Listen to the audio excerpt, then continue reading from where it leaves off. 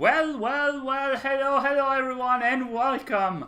Finally, finally we are starting. Welcome to our stream here on Access the Animus. My name is Marco, and today we are having an Ask Me Anything stream about Assassin's Creed Black Flag Resynced. Hello everyone. Hello Giuseppe, hello Tailgate, hello Ikraik. Nice to see you.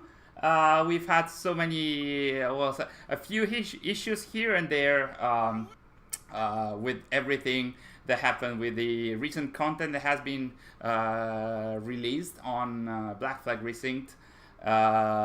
So a lot of information recently, like an hour ago or so, shared about the naval aspect of the game. Which is quite incredible. Hello Bruno, hello Tailgate, Jake, welcome. First time actually streaming on my own. Like today, I'm not joined by Sari, and also I am also streaming, showcasing the actual video. The actual footage that I was provided by Ubisoft. So hopefully the stream is holding, because this is like, it's in 4K and it's like with a huge bitrate. So let me know, guys, if this is it's a fluid, if the stream flows properly. Because this is not pre-recorded. I mean, this is pre-recorded. This is actually my hands-on that I did at Ubisoft Singapore. So once again, thanks to Ubisoft for inviting me to the studio. But you can, hi Marco, in the stream. We don't have a counter. I should prep that. But yes, so this is an actual Ask Me Anything kind of stream. So I'm showing my footage, but any kind of question that you guys might have based on what you're seeing, this is actually, like I mentioned, my footage, my hands-on test from when I was at Ubisoft Singapore. But any kind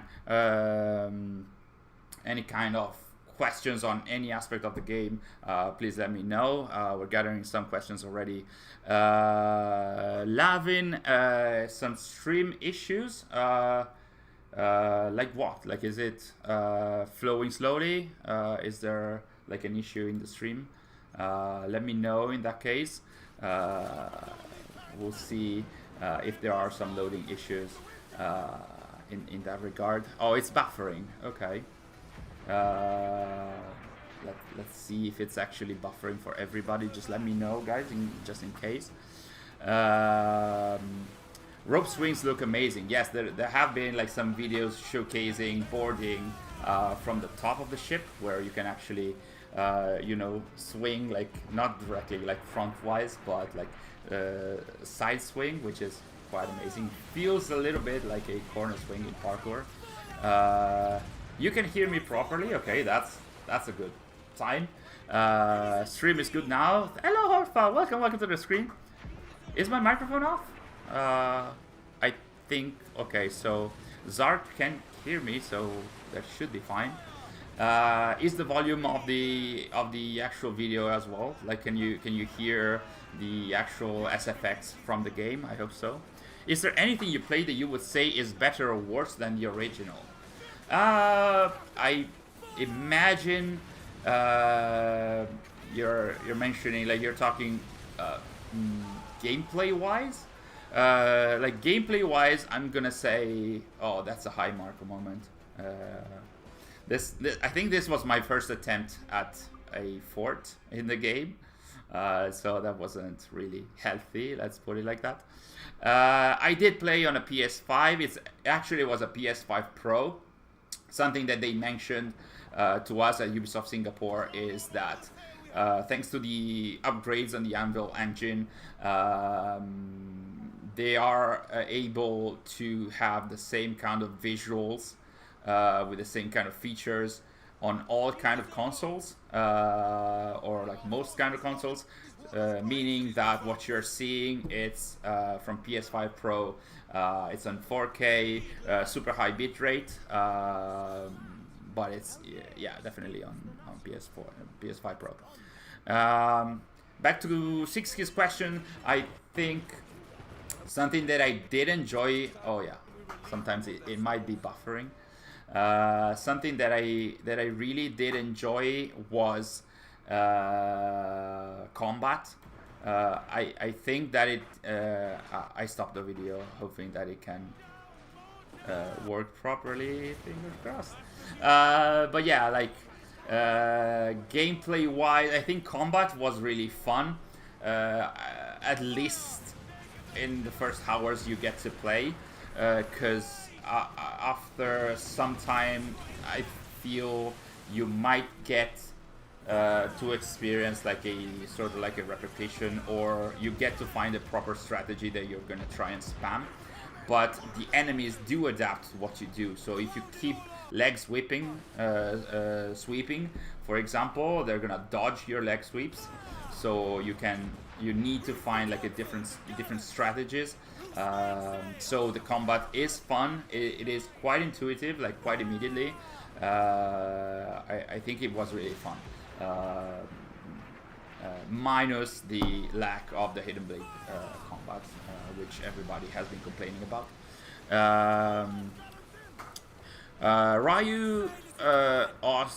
Ryu's off 6. Did they remove unarmed takedown? I'm not sure about unarmed takedown. A lot of people have been asking about unarmed combat.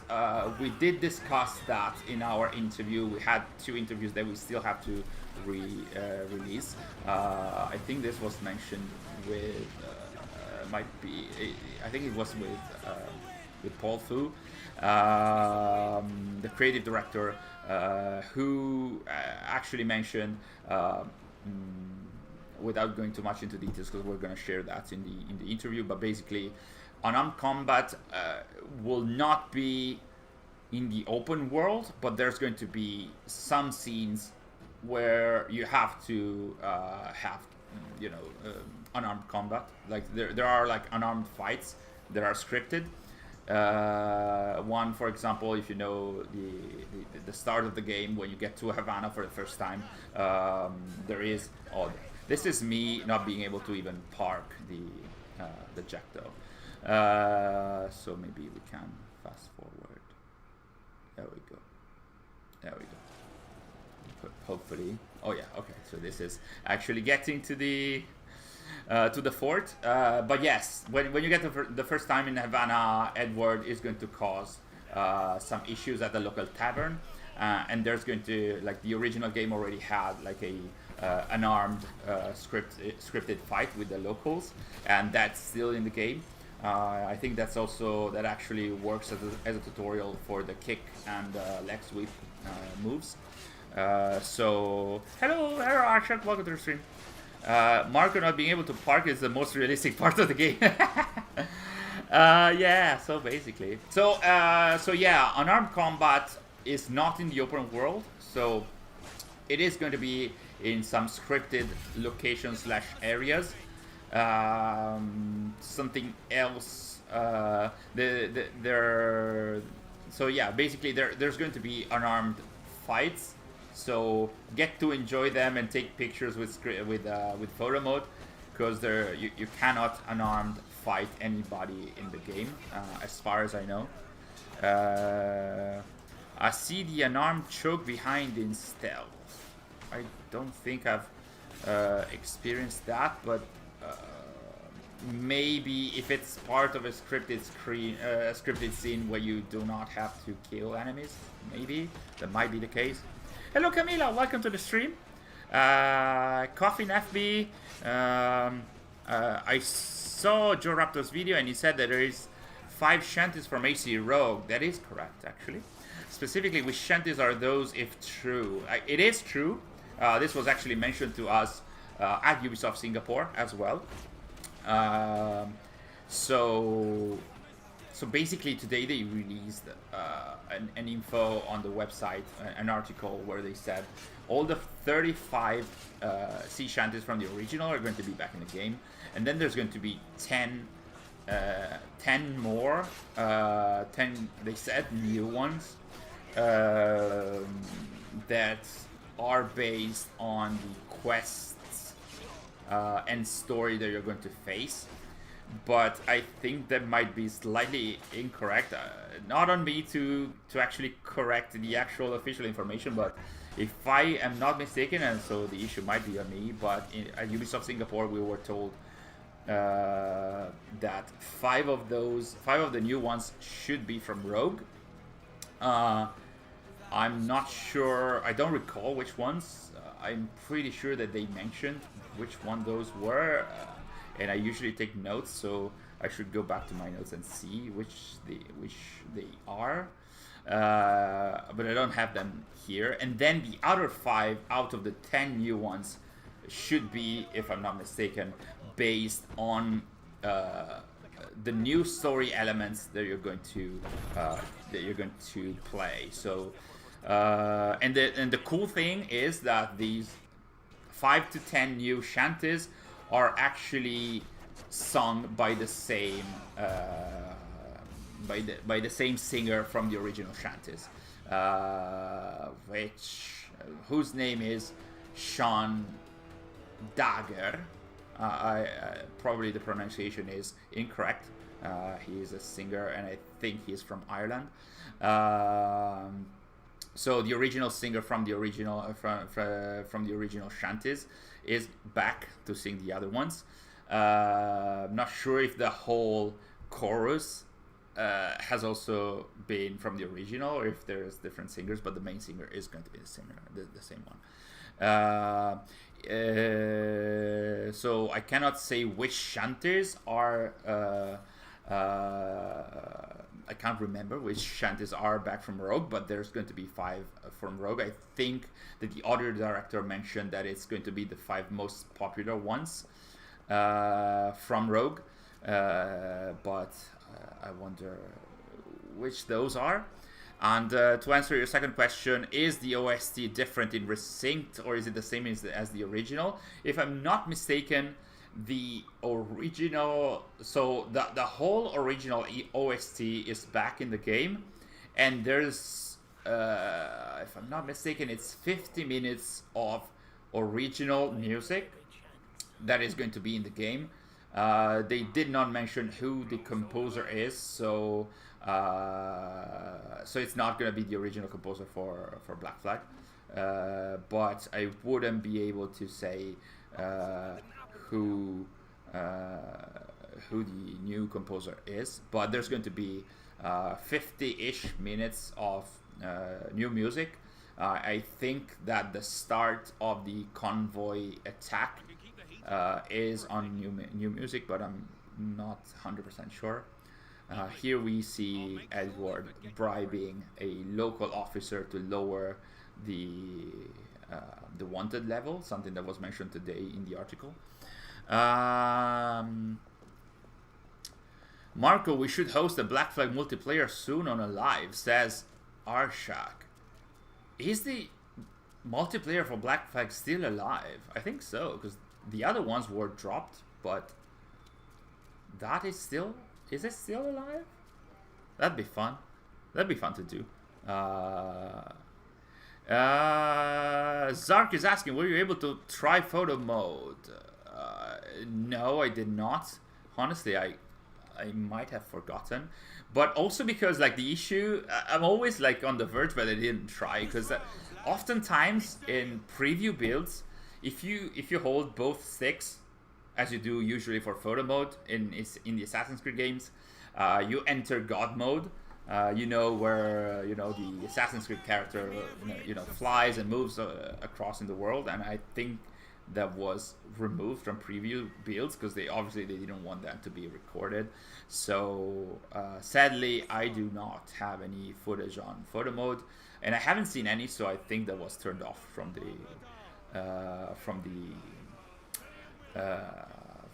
from the preview. Here you can see me try to attack a local convoy. I don't think that anybody that was invited to Ubisoft Singapore was able to actually make it, because we were definitely underpowered compared to the...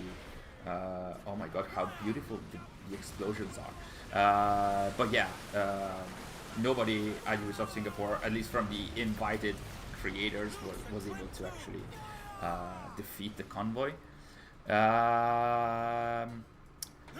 And Zark, Ubisoft did not mention it in a discussion, so we didn't really, if I'm not mistaken, because there was a presentation on the art of the game, on the concept art in the game, so the art direction of the game, how that is similar and different from the original art direction by Raphael Lacoste on the original game, which was quite interesting, because we had one of the concept artists explain to us that at least in concept art you're going to see way more vibrant colors to show a different, not approach, but a different look at the environments that was meant to be as a sort of like an inspiration for the devs recreating the game.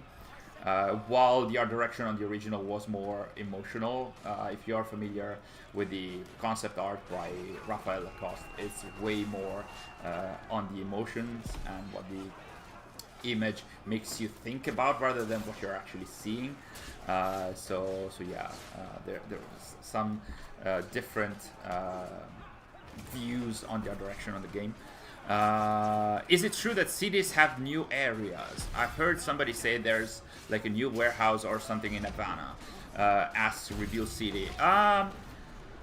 I think I've read it somewhere as well. I did stay in Havana, what, 50 minutes before this chunk of recorded footage that you're seeing, and what, half an hour or 20 minutes after the whole preview session, so after the 3 hours that I played. I think, because like the city is bigger in itself, but it's trying to bring back all the major landmarks, and it's also trying to keep the same layout of the buildings, but I'm pretty sure that there are different or additional I wouldn't say areas, but potentially buildings. Oh man. Okay, so this was slowing down a little bit. So there might be, you know, small or bigger differences here and there in the cities. I can imagine that if you're trying to, you know, go bigger compared to the original layout, but still trying to keep the same landmarks, this will lead you to have, you know, empty areas. That's me dying here. So you're gonna have to fill those empty areas. So I would imagine that there are new elements to the cities for sure. I haven't watched. Sixes is asking. I haven't watched many previews yet. Did you get to see how Edward getting the rope dart earlier is handled story-wise? No, I did not. So basically, oh my god, this is really lagging. Okay, let me just try and see if we can fast forward to more ship combat. There we go. Let's see if it holds. Okay. So no, because like what we did try was the actual prologue of the game. So that was when you meet Duncan Walpole.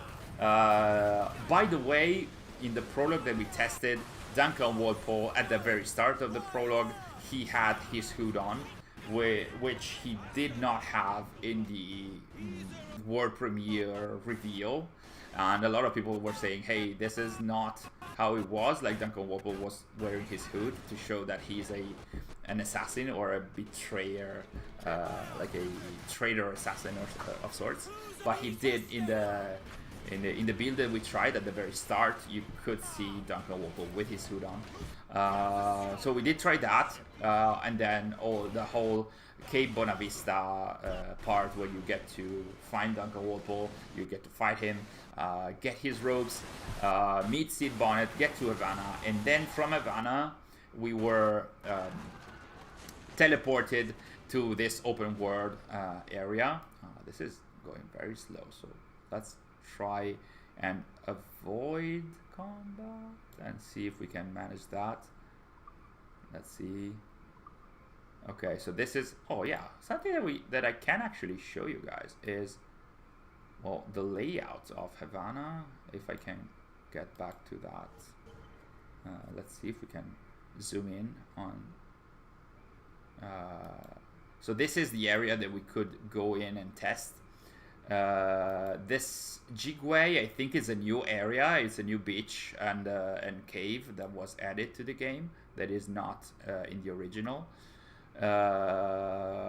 This is another cool thing that was added to the map, which is the quest log, which basically if you get a number of assassin contracts or other quests from the quest log, you can actually move to them immediately on the map, which is something that wasn't in the original. This is the layout. I'm not sure if I'm zooming in. No, I'm not zooming in here.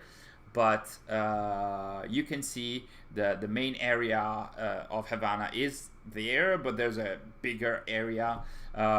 You cannot explore every area in the world, meaning you cannot go from Havana to Cape Bonavista directly on land. You will have to go the other way around. So I'm trying to, I can't point there, but basically you cannot go by foot as you could do with Naue, for example, in Shadows. So yeah, there are different areas. Do you get to see? So yeah, basically, I did the prologue up until you go back. You go to the Castillo and get the blood vial back that was, you know, stolen from you. And that was it. So I couldn't get to sequence 3, which is where in the remake you are actually going to get the rope dart. What else? I'm trying to follow on your questions. Raphael Lacoste is not back. He's not. There's a new art director. There are many concept artists and devs from the original, from Ubisoft Singapore, including Kobe Sek, who is one of my favorite artists on Black Flag and other games. I actually got to meet him and get a signature on my Assassin's Creed Encyclopedia, where I'm keeping a lot of signatures by devs. But anyway, what else? I'm trying to not miss any questions. Isn't Woodkid involved in a new soundtrack? I don't think he's involved in that soundtrack, but he actually created a new track. But I think it's like a song. It's like a song, not a soundtrack for the actual game. You can imagine it. I would. I don't know, because we didn't discuss that, but I think you can consider it as the song that was used for the trailer for Revelation for Iron. But not specifically on the soundtrack, as far as I would imagine, so I cannot confirm that. Eliminator Robot is saying, do you secretly work for Abstergo? I do. I definitely do. I unearthed this t-shirt from my old acquisitions from Ubi Workshop from like 13 years ago. So yeah, I wanted to have this for the stream. Can you talk about the preview build of Edward's character model compared to the reveal trailer? His reveal trailer model is significantly better. I agree. And in general, I would say, oh my god, I was actually trying to go to the underwater session, but I didn't have the bell yet, so that was a waste of time. But yeah, the model in the game in the preview build was not as on par with the one that you see in the trailer. But honestly, it's something that I'm going to discuss in an upcoming video. I think that Edward's model is very different in many shots in trailers and in the preview. Sometimes where the lighting is not really good, I think it's not amazing. And there are other occasions where it looks amazing. For example, in the menu, it looks quite amazing. But yeah, I think that Edward's model, I wouldn't say it's all over the place, but there are some shots where I don't like it that much. Do you think there is a chance they add a discovery mode? No. I don't think so, because it's a remake. There is, though, a codex, a historical codex, as in, I don't know, Value Memory, the Value Memory DLC, or in Shadows, where you can find, let me see. Let's see if the stream does not collapse. Let me move to another video. Let's see if this actually works. Hello. This, can you stop? It's not stopping. Oh, so sorry, I messed up. So if I'm not mistaken, when I was, there we go, when I was in Nassau, this is Nassau, and I was looking for modern day files. Obviously, that's me looking for modern day files that they didn't allow us to show, but I have one that I can actually show. But before that, here you can see there are the you know, glitches spheres from the historical codex, and if you synchronize them, you will go to the codex page, and there are codex entries in that regard. So there is some kind of historical in here. I think some of the entries are taken directly from the original. These are the modern day files. You can see it's in there, but they cut it from my. But I can actually discuss this. Something that I'm going to try and discuss also in future videos. But basically, there is. I saw a question about modern day. Gushin asked about modern day. There is a modern day in Black Flag Resynced. It's not this one, so there's no Absurgo entertainment from the original kind of story. And honestly, I agree with that direction. In that there's let me fast forward here. Oh, there we go. There is having the original modern day wouldn't work in that's really in the middle of things. Like the events of the modern day of Black Flag were very much in the middle of things in the Juno story. They were very much set in 2013. And right now, entering the modern day of Black Flag from the original, it would be quite disorienting for new fans, and also for fans that have played the original, it would be a nice touch, surely. I feel it wasn't a bad choice to not have the original modern day. It is not an amazing choice to have the modern day still told through files and rifts, because the modern day in Black Flag is going to be told through files and rifts. So not amazing in that regard. The files are going to be I wonder if I can show you one. I don't recall what that was though. So the files are going to be pictures, videos, potentially audios. One that I actually can share, but I don't recall what that is in the videos. Let's see. I think it might have been, okay, yes. Maybe, let me see. It might have been in Great Inagua. Blah, blah, blah, blah, blah. There we go. Is it this one? Is it this one? Definitely not this one. Oh man. Damn. Sorry guys. We can hunt for it later maybe. But basically it was a remade version of a poster for the Devils of the Caribbean trailer from the original, which was basically was a made up trailer by Abstergo on Edward's story, but it was like a tampered with kind of trailer showcasing Edward's story as a just a story about pirates, about swashbuckling action, etc. And there is a remade poster of that, meaning that in the future setting for the new modern day, Abstergo is remaking that movie.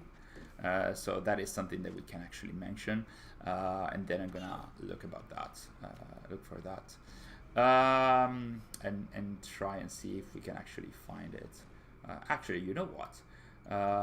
Let me just pause this and then go back to this one and see. Oh, wait, sorry. Let me just move with this one. And when we land, let's see if we can find more in the file there. So back to your questions. I saw a lot of Robert Maynard in Twitter. Does he have a makeover or a new model in Resynced? I actually did mention that in our preview video. I haven't seen it. I haven't seen Robert Maynard because, like, in the original game, he appeared only like as a general captain, so he didn't have like a proper face and all. But considering everything is remade in this, and because the last ending new chapter, which is like a whole new chapter in the story at the end of the game, is dedicated to Robert Maynard, I definitely expect there's going to be a new model and a dedicated model, so you can actually picture the face of your antagonist. Because spoiler alert, but this is like a historical, but Robert Maynard pretty much ordered and executed the capture of Blackbeard. So basically Blackbeard died at the orders of Robert Maynard, who is this historical British captain, basically.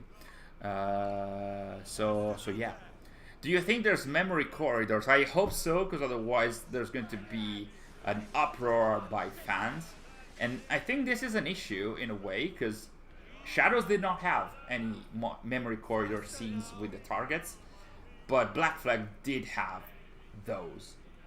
Like it was a main staple of that. So I guess we're gonna wait for the game to release or for trailer and promotional trailers to show that. I hope that the devs did not want to, have a different take on that, because that's very much part of the experience. Here we are landing on Salt Key Bank, by the way. Destructibles. Here is me trying Destructibles in Salt Key. I would still hope there are more memory corridors. I would expect they can justify not having memory corridors by saying, hey, these are the actual memories of Edward Kenway. They are reconstructed through AI and whatnot, or they're like finding the justification why you're not having them, but fans are going to be like pretty unhappy if that is actually going to happen. What else? I'm trying to catch up with all your questions, guys.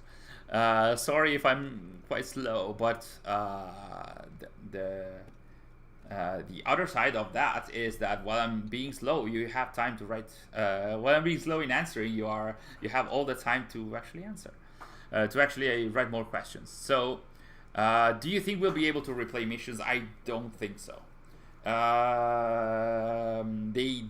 devs did actually refer to the missions as sequences, but they also said there's not going to be any, memory sequence page or DNA sequence page, so it's not going to be there. So I think that's also an elegant way of saying, hey, there's not going to be replayability in missions, and I don't think there. We're going to have dev commentary on that by creative director Paul Fu, but there's not going to be, or I don't see any New Game Plus coming with this as well, but it's not confirmed or denied yet. Here are flying sea shanties. This was also a staple from the original, and this is the whole of parkour that I can show from my 3 hours on the game, which I kind of hate. I didn't really like the idea. That's control descent. That's the whole control descent that I can show you guys. This reminded me of Unity. It's like a contextual event where you're just roaming the world and there are guards vexating on, you know, local people or pirates, and you can do the side activity or just mind your business. This really reminded me of Unity, Syndicate. It was in Shadows as well, so nothing huge or new. And this, as you saw, you can acquire some more crew in there.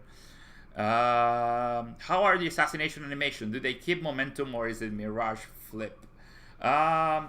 Most of the animations have the shadows cut, especially if it's double assassination. I didn't feel like it kept the momentum, but I also effed up a lot of my stealth sequences. Part of that was because of me, but I also feel like I did mention that in my preview. There were also some issues in like major issues in detection in terms of stealth. Like I'll let you see like the synchronization, which is always amazing, and this game looks so good. So we need to have a look at this. And then there's the stealth session where I effed up multiple times, but there's something really nice or really bad that I actually want to show you guys. There were some issues with the either with the preview build or I don't know, with the stealth system. I got detected while I was in the stocking zone. I was detected while I was here, like a super higher level than the guards were in terms of height, and that wasn't really amazing, honestly. I don't recall what else, but yeah, I did have some issues with stealth, definitely. Let's see. I think now we can see how the assassination contracts are handled. You're gonna have to go to the pigeon coop, but differently from the original. You're gonna also have like an illustration of your target. I don't think this was in the original. So this is the illustration of the target, and let me stop here. As you can see, there's also the side objective. It's a way to celebrate the 100% synchronization. We're not calling it that here, sadly, but there is a side objective that is going to give you more money if you can make it, and I definitely didn't make it. Other than that, did the parkour feel as janky as it looks? I did test parkour in Havana, and I still can't believe they didn't allow us to record in Havana. I did see a video by Rotopopoulos saying, I mean, this was his main thing, and he couldn't capture, like none of us could capture in Havana, which is the best place for parkour, definitely. Surely villages like this are not made for parkour. Nassau is basically a huge... Oh, there we go. There's a modern day file there. Edward, go to the modern day file, please. Why are you so... Look at me. This is me being so dumb and not seeing it. Did I see it? Did I? It's there. It's up there. It's up there. I was so blind. Oh my god. So let's have a look at stealth, and then while I answer your questions, and then eventually we'll get to that file. how are the assassination animations? Yeah, I don't recall if I tried running animations to keep momentum. Blowpipe, this is one of the tools, doesn't work at a distance, or you have to upgrade it, but it didn't work anyway for me here. Something that did work from here is the rope dart. I wonder if I have to fast forward, or is there an enemy here? Oh, there we go. But I didn't do that immediately, so let me see if I can fast forward a little bit. There we go. No, too much. Oh, there we go. Okay. So yeah, he's gonna have to come back, and then we can hang him. But yeah, I didn't feel like the parkour was as janky. Honestly, oh, there we go. That's the hanging. Honestly, I felt like it was a very good compromise compared to the last few years of parkour. So it has all the animations from launch. At launch, it has all the animations and moves from the latest updates in Shadows. I felt like momentum was kept as you move. If you can master the moves, it does. Look at this. This was one where I think it's contested, right? Like, oh my god, I think this is contested a little bit because they did spot me, but they were also quite far, in my opinion. But still, I'm in a red zone.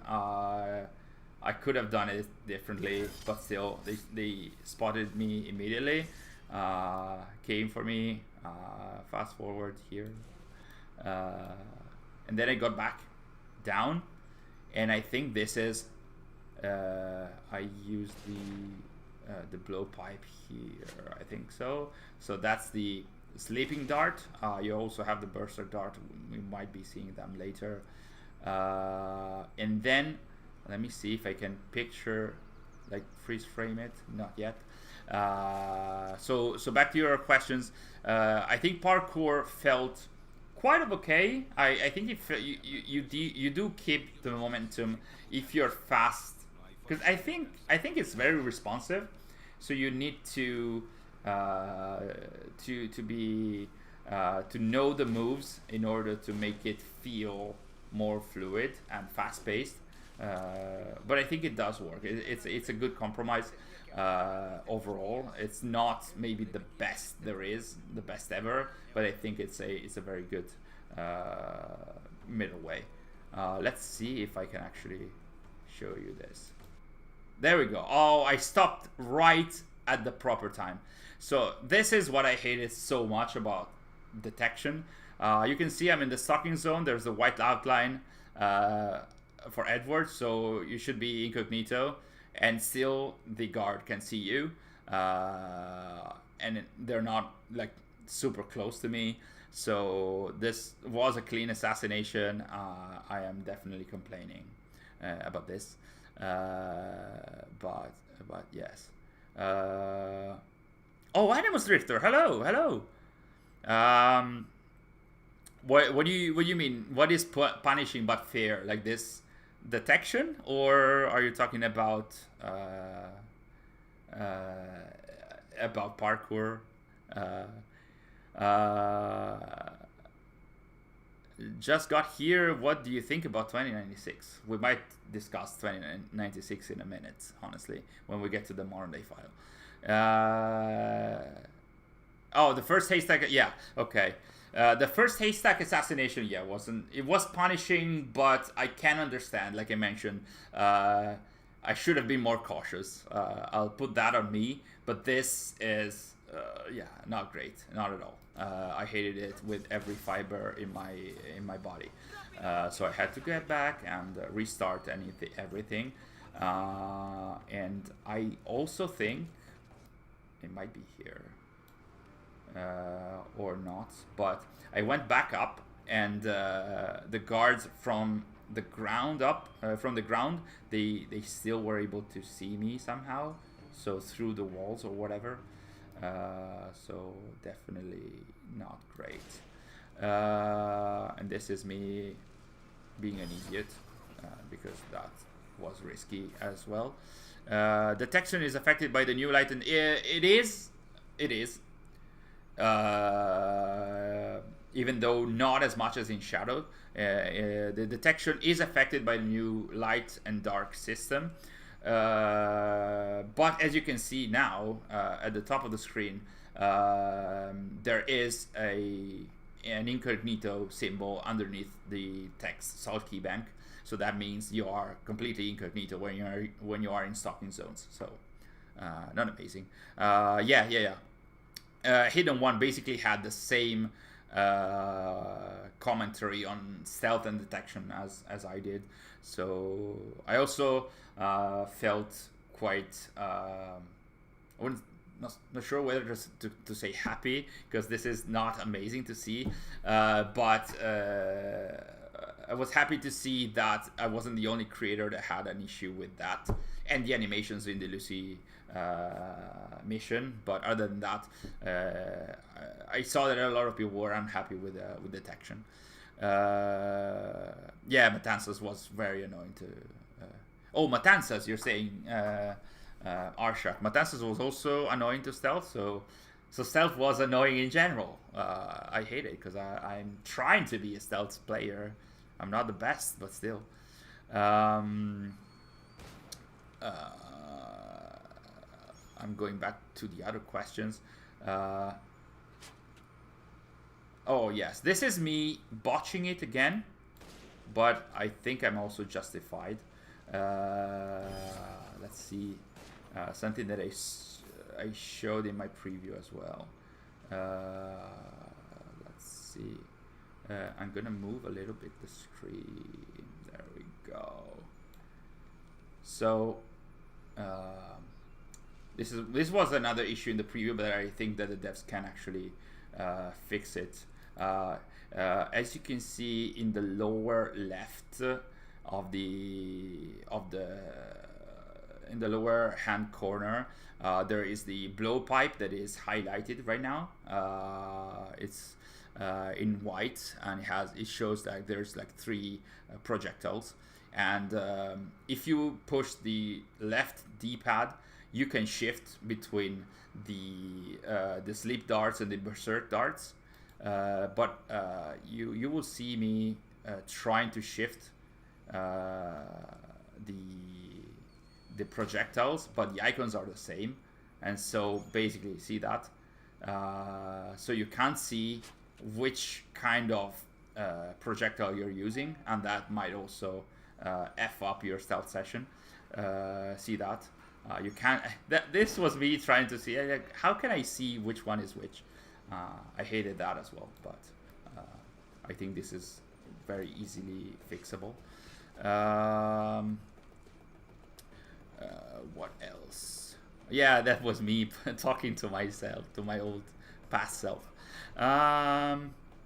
Shadow stealth is the best. Oh, by the way, 6keys, you mentioned, there is the light and dark detection, but it's not going to be the same as shadows in that the visibility meter is there, and you can see if you are more prone to be seen or heard by the guards. That's still there, but you cannot go incognito in the shadows, in the shades. So basically, I think this is to make the stealth tailored towards now compared to the stealth that Edward as a pirate can portray. So Edward cannot be fully incognito in the shadows. So if you're close enough to the guards, they're gonna see you. This was me trying to still stay incognito, but because I had used the berserk dart, the guards were going all around. I was meaning to use the sleep dart, but again, this was botched up again. Let me just fast forward. This is still me going at it. So I didn't try hood toggle. I was so into try and show the various features that I definitely did not, and I hate myself for not. Hello, Matteo. Welcome to the stream. I did not do the hood toggle. I saw a lot of creators doing that, which I loved. No prone. No, there's no prone in the game. Again, it's always a tough trade-off. There you go. Go flying. I hate this. I hated that much the issues with stealth so much that I made him go fly. Like I said, there's always like this. This is also another issue. Ground assassination close to the edge did not work. What was I saying? It's always a trade-off in stealth and also parkour sometimes when they are removing some moves because the devs feel like those are something that only that specific assassin or character could perform.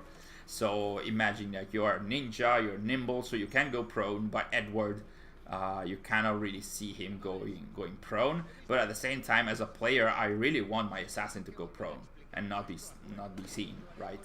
So it's always like that trade-off. Do you want this to be believable or fun to play? And it's always, you know, I can imagine this is tough for devs. Let me stop here. There are documents in the world. I'm not sure if the original had documents in the world, or you might collect them and have to go to the menus.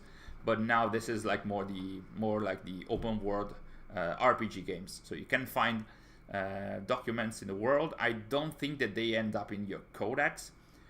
So these are the contextualized, localized documents.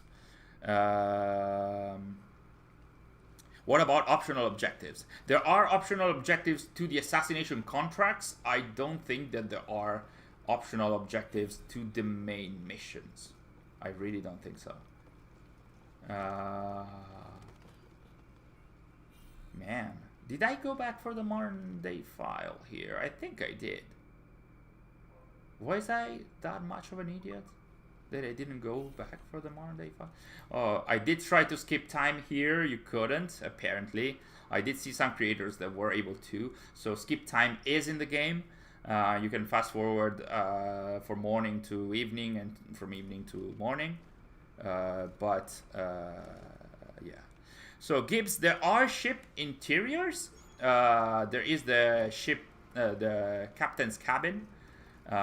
Is this me going back for the modern day file? I think it is. And I think I can show that, much as Hidden One also showed that. So there is the captain's cabin or ship cabin. I could try and get it from my files, but I'm not sure if the stream can hold it. But yes, there's basically a captain's cabin where you can manage your inventory, your outfits, your ship upgrades, and there's also the Kenway Fleet minigame that you can handle from there, which also means there we go, you saw it now. So there is this Kenway's Fleet minigame where you can actually manage a fleet of ships that is basically based upon the ships that you board and conquer. So if you conquer a ship and don't destroy it, that's going to end up in your ship, in your fleet, and then you're going to be able to use it in this minigame. So it's going to be quite interesting. So yeah, there is that ship interior for the Jackdaw, but there's also going to be ship interiors for specific missions, much as it was in the original game, and also in the new missions, like in the officer missions.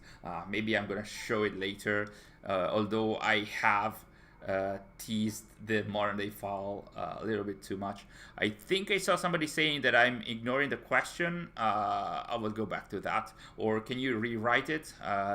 There's no question that I don't want to answer. I'll just say that I cannot if I can't, but So modern day file, there we go. Like I said, there are files in the world. These tiny things that you see, they are not currency. They are actual files. And every file is specifically tied to the location where it is. So it's not as in whichever order you find them in the world, then you're gonna find the files in the same order. Depending on wherever you find them. It's actually, if you get here, you're gonna find this file, and if you get to another place, you're gonna find that specific file and whatever. And there we go. Once you find a file, it's gonna end up in your Animus Hub menu, and then you go in the Vault page automatically, and this is the file. And basically, let me just show it like this. Devil's release poster. So this is an image stitched together from various incomplete file fragments of what appears to be a Devil of the Caribbean release poster. Okay, so my mistake.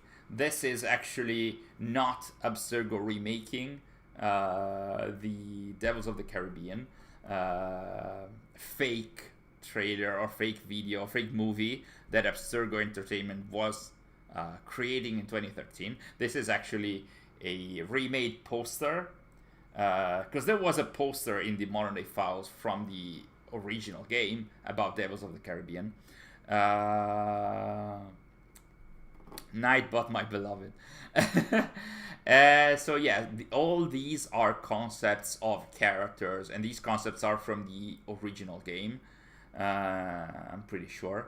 But I can also say that I saw something else that I'm gonna mention in an upcoming video in another modern day file, where Devils of the Caribbean as a trailer was also remade. Not gonna mention more. There's something tied to that trailer which people might enjoy. It's not anything about the lore. It's something that if it's a famous person on YouTube is involved with that. It's not a YouTuber per se, but a famous voice of YouTube is tied to that remade trailer. Let's put it like that. Anyway, back here.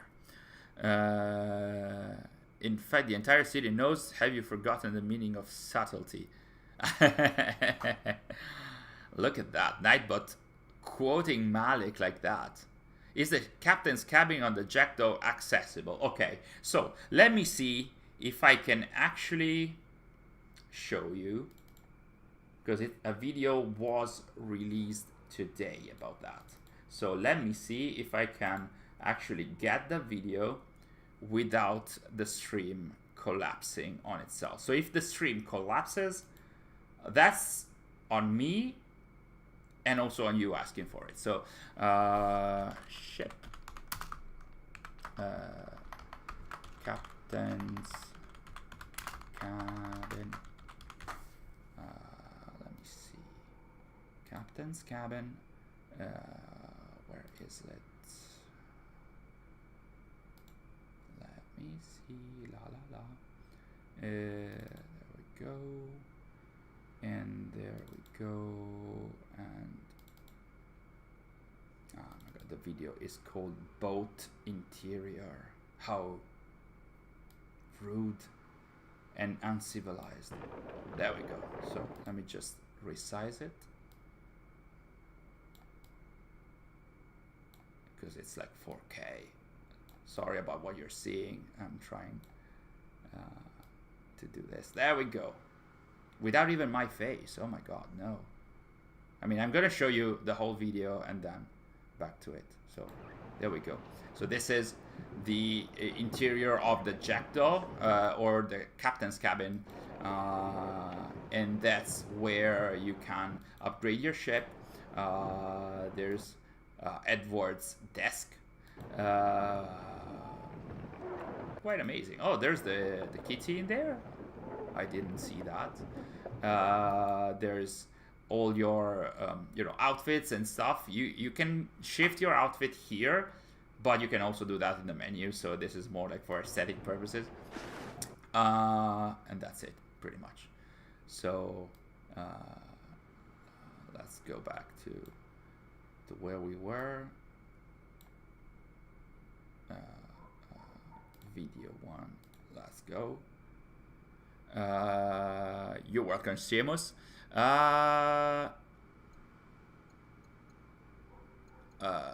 Gage Montgomery, I think your question was the one that I missed.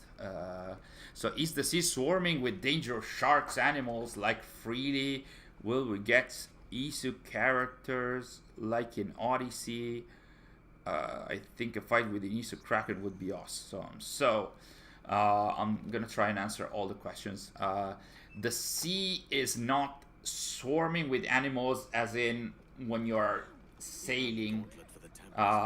There is the occasional, I'm not sure if you guys remember from the original, when you leave Cape Bonavista at the start of the game, in Steve Bonnet's ship, there's actually a whale jumping off the sea, and there you can see that in the game as well. So there are sea animals that might appear in the world, but I don't think it's like in Odyssey, as in like randomly appearing in the world. You can hunt sea animals like sharks and whales in the harpooning sessions, so it's limited and constrained to the specific sessions, to the harpooning sessions in the map. So you cannot find these sea beasts, or let's call them these animals, because it's realistic. There's no over-the-top stuff in this game. This is very much grounded and realistic for what Assassin's Creed can be realistic, which is not always that much, but still. So that's for the first question. Will we get Isu characters? So the remake is supposedly a faithful remake of the original. So without spoiling too much, there aren't any specific Isu characters per se that appear in the game. There is Isu technology for sure. There is an Isu location for sure. There are Isu derived characters. I'm trying not to spoil it for people that do not know the main story. So there are. Oh, there we go. That's me doing the side objective of the assassination contract. So stealth worked here, or I did work here. That's more like it. And then this is also the session where you're gonna see the new enemy type that is called the Demolitionist. It's not here yet. It's behind us. There he is. He throws grenades and also has like a blunderbuss, as you can see. So this is a new enemy type that wasn't in the original, while all the other enemy types were in the original. Took me a little bit to get the hang on him, but the finisher is amazing. What else? Are DLCs included in Resynced? No. The original DLCs like Freedom Cry is not included in Resynced. What is included is the ULC, which means the unlockable content that was available with pre-order. There's the finisher. That's friggin' amazing, honestly. I still have no idea how I pulled that off. And also, there's something else that I liked and hated at the same time. And then I'll go back to the DLCs and ULCs. So this should be the finisher. And then after the finisher, Edward stood in this position, and this position is the actual position of Hidden Blade combat, where he has like the two Hidden Blades loaded to parry and counterattack from the original. And so basically I think they sort of like remade or kept the hands gesture of the Hidden Blade combat, but it's not in there. So something that I really hate. I mean, this is nostalgia, and also I hated to see that because like it's there, right? It's there. But yeah, so back to the answer, back to the question. No DLCs as in the main DLCs, but the ULCs as in the unlockable content from the pre-orders. Like Black Flag had a lot of pre-order content, which included islands like Mystery Island, Black Island, and there were also outfits tied to these pre-order content. Those are all in the game. So those additional islands that were only for people that pre-ordered the game are actually in the remake. So ULC is in the game, DLC is not in the game. And this is one of the messages in a bottle. This is exactly as in the original. This is a collectible, one of the best collectibles lore-wise in the game, because it's depicting a story of an Isu-related character. Again, not spoiling this. And it's written, I love this, by Darby and his team. This is written as people would have written in the 1700s. So with a lot of capital letters here and there. This is also in the subtitles for the dialogues. You can see the observatory is not written as you would spell it now, which is quite nice because that very much adds to the immersion. So that's that. Trying to catch up with your comments. Oh my god, so many comments by you guys. I'm so happy that we were able to catch up that much. It took me so long to get back to streaming. Hello, Earthquake Music. Late to the party. It's all fine and it's all good. Thank you for joining us. If you have any questions about the game, I'm gonna try and answer it if I have the answer to that to the best of my ability. This is old finisher for double kills. The gun one was an old finisher. I loved it, honestly. Yeah, the demolitionist is quite a nice addition to the game. Can you tell us anything about the epilogue character, A World Without Gold? Yes. Before that, because this is something that was discussed very recently, like yesterday and the day before. There are animals that you can fight in the game, and they are bullet or sword sponges, as you can see. Not amazing in general. This is exactly like in the original. I think this was done to replicate the original, and also because there are moments like you just saw that the leopard can actually try and have an attack or finisher on you, and if you just one-shotted him, one-shotted it, you wouldn't see that, I would imagine. But yeah, a lot of people look at that. That dodge was very nice. That was very cool. There are these like perfect dodge animations which are very nice.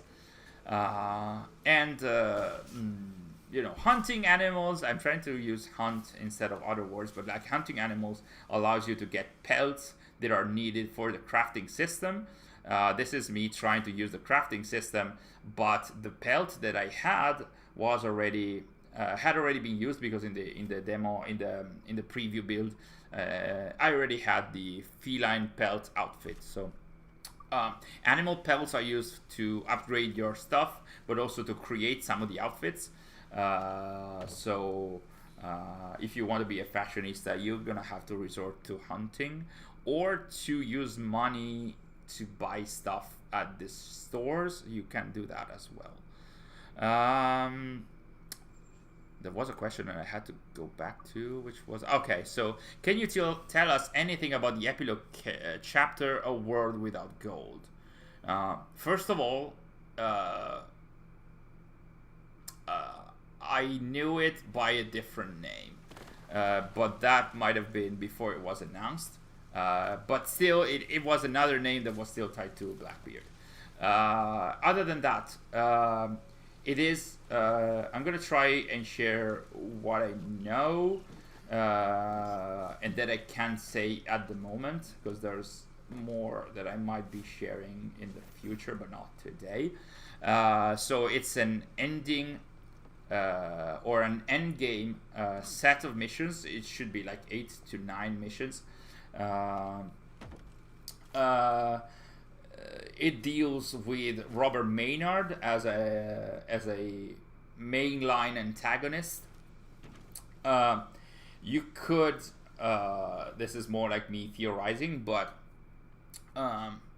spoiler alert from the main game, but like I mentioned earlier, Maynard is the main British captain that ordered the capture and elimination of Blackbeard, and the set of missions is called A World Without Gold, which is actually the quote, part of the quote that Blackbeard says in Black Flag in his last moment. So I can imagine this was not, so this is not confirmed, but I can imagine that this is something that I mentioned already also in our preview. So I can imagine that we might be going on the hunt or pursuing Maynard in some way,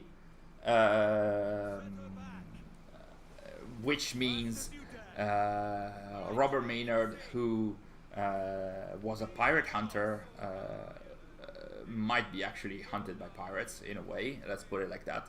And you could consider it sort of like, I am considering it, again, not confirmed, but sort of like a way for Edward to get retribution on what Maynard did to Blackbeard. Although historically Maynard did not die in this time frame, so he went back to, I think, to England after his campaign in the Caribbean and died in his home of old age, if I'm not mistaken. I did research him. So it's going to be a mission. This is me looking for the convoy, but it wasn't there. There was a bug there. And oh, look at that. That's a rogue wind, and that's also a non-available area. I think I had like devs here saying you should go back.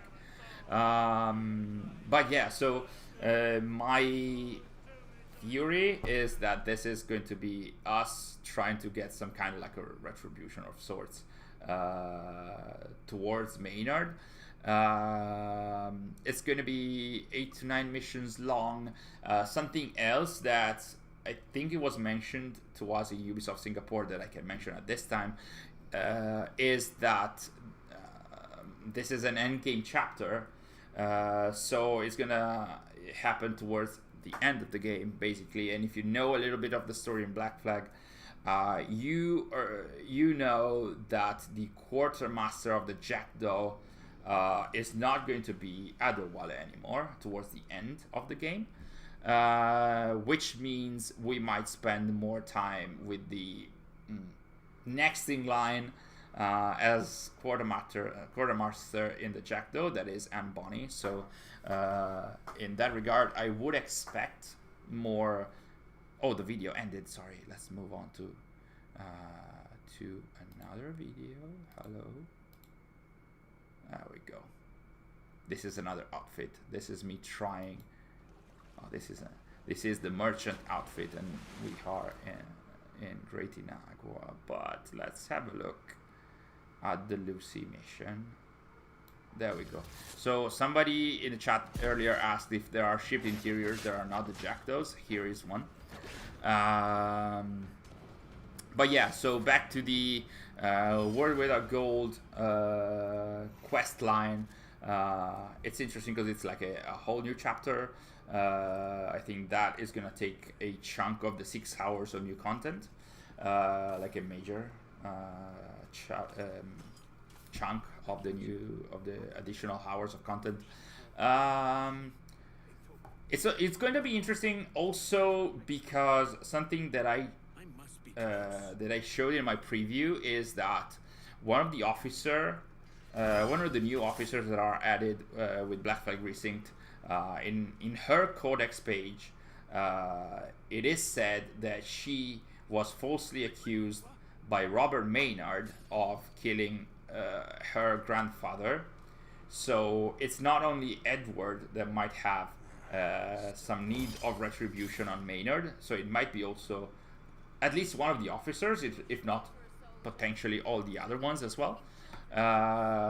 So there are going to be feelings involved, and Edward is not going to be successful because Maynard historically did not die in the Caribbean. So this is going to be interesting for sure. More on that at some later point probably, but not today. Sorry about that.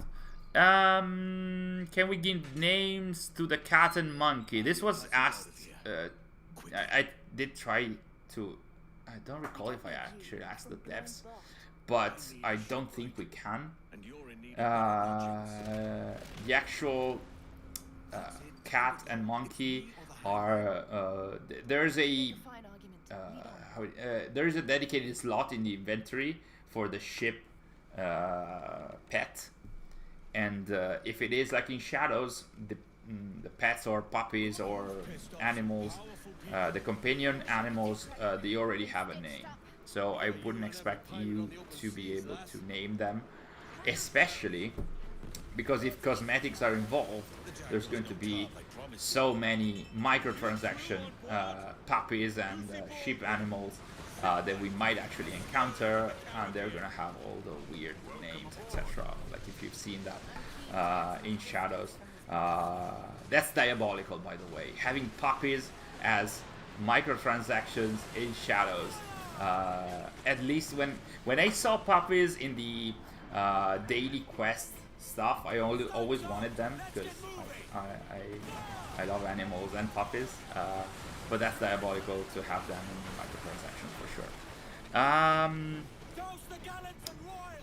If I am missing any of your questions, just write them down again, and I'm gonna try and go back to all of them. How were the legendary ship battles, if you got to try any? Sadly, I did not. Were they more terrifying than the original ones? I don't know. But again, let me see if the... Oh, that was a mistake. Mistakes were made. Let me see if I can conjure up a video without crashing the stream about the legendary ships. Legendary ships. Sorry about all the noises and stuff, but let me see. Blah blah blah blah blah blah. There we go. Look at the size of him! Let me crop it back. It's funny that you guys are actually asking questions that have been not, I wouldn't say answered, but at least tackled. So this is probably huge.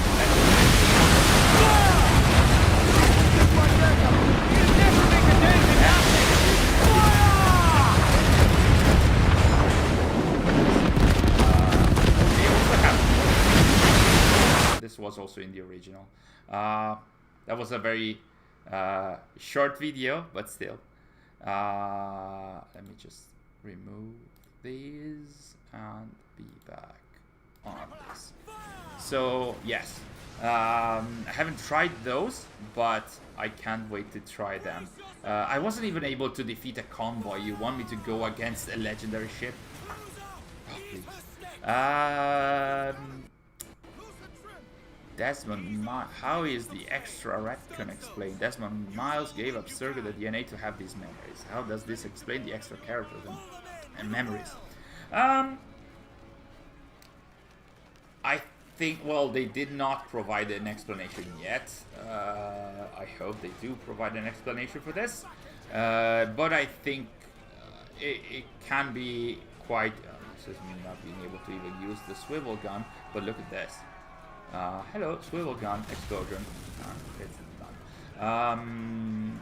I think it can be easy, or sort of like easy, to explain new characters and story. In that the Animus Omega at the time of Black Flag was the first time that an Animus could allow other people to explore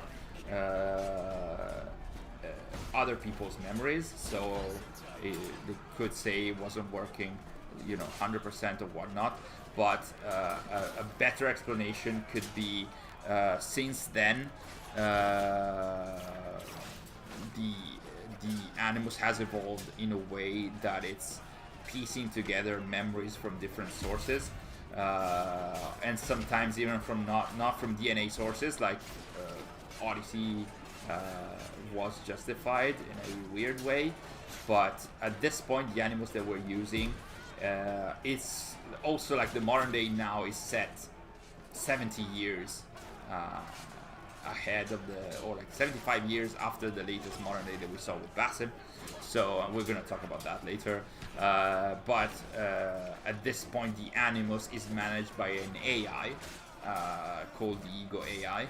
This was already introduced with Shadows, and we are in 2096, so we are in the future, so to speak. And this is, I don't know why people got so surprised to say, oh my god, we are in the future. Yes, like Shadows introduced that a year ago, but seeing it in numbers probably is not amazing. Still, the Animus now is managed by an ultra advanced AI. So these could be memories of different ancestors of Edward, not just Desmond. And this could be piecing together, or this could also be other characters that are here, like these guards that Edward, the guards that survived, or the pirates that survived this specific battle, their descendants' DNA could also be coupled with that of Desmond to have different situations. Imagine like the three new officers could have descendants whose memories could be used to piece together the other memories for Edward. Like I think that there could be some easy justifications for that. I hope that the devs did think of trying to find a justification for that and not just leave it to the it's just there, let's just the fans handle that. But yes, will these low motion attacks be added to the release in the air during finishing moves? And I'm sorry, but I didn't get the question. Can you explain a little bit better what you meant by slow motion attacks and release in the air? Are the original Animus cheats included? No-ish, I think. This is something that I did ask the devs in Singapore. It's actually in one of our interviews. The Animus cheats are not included as Animus cheats, and most of the cheats of the original, if I'm not mistaken, should not be in there. There is one cheat, the one that everybody remembers, that might be at least referenced. Let's put it like that. So Animus cheats should not be, because I currently don't remember. I have to go back to the footage, but they should not be in there. And there is one, the main one that everybody remembers, skeletons and whatnot, that might be referenced. I'm not sure if it's actually added to the game, but it might be referenced. What else? What else? New missions. Do they include bland dialogues and robotic movements? You just saw it. This and this. Well, the dialogues are not super bland, but I also think I hate you so much for doing that. You, Edward, and look at that. I hate it so much. I hate this animation so much to the bottom of my heart. This is an animation. It's a standard pre-made animation that we have seen since Assassin's Creed Odyssey, and Odyssey released in 2018. We have seen this hands on hips basic animation for 8 years, and 1, 2, 3, 4, and now 5 Assassin's Creed games. I have enough of this. Oh my god. Let's not have this in Hexe, hopefully. At the very least, let's not have this. And also, this. She is gonna do it. Oh, this is the Socrates position, where people are thinking like this. I'm calling it Socrates position because I think I saw somebody on Twitter calling it that. This is also something from Odyssey. I don't know. Like I know that sometimes you can feel the quest with these, but repetition only goes so much. I mean, it is welcome to see, for example, there are assassination animations from Assassin's Creed Unity coming back. I'm not celebrating it as something like amazing, but it's nice to see something that hasn't been in the games for many years. And it's about assassinations with, longtime fans enjoy that kind of stuff. But it's been years since we've seen those animations, and instead those animations wouldn't feel nostalgic or sort of fresh if we had seen them in every single game since 2014, right? And this is the same for the animation poses and stuff like that. So robotic movements, there are a number of. Bland dialogues, there are some bland dialogues. I feel like you can see, at least in this portion of the quest, a difference in writing. I have no. Oh my god, this is our dog Cannon making his presence known. And we are in summer, so we're back to streaming in the summer with windows open and my dog screaming. What was I saying? I cannot speak for the whole of the new content to say that it is like this. But if it's not, maybe Ubisoft could have shown any other sequence of the new content to show instead of this. Like, they could have shown any other kind of content instead of this early chunk of the Lucy Baldwin mission. Honestly, this is my opinion on this. It is nice because you see something new. This is me getting lost and not being able to go further in Great Inagua. But it is nice because you have another reason to go back to the Great Inagua hideout and consider the Great Inagua hideout as your home home away from home, because you are in the Caribbean and Edward is from Wales and whatnot, but still not amazing. It's still new content, but you feel, at least in what I've seen, the difference in quality from the main game, in terms of story, but also the difference in quality in the animations and visuals compared to the sequences of the main game that are all or mostly motion captured. So not really amazing. Can you tell us anything? Oh yeah, I did mention about the legendary ships. What else? How does the healing system work in Black Flag Resynced? It's different from Shadows. As you can see in the lower left, there are medicines, so it works more like in Valhalla and Mirage. There's our cute cat, even though at this point, as you can see, Edward says careful with that one.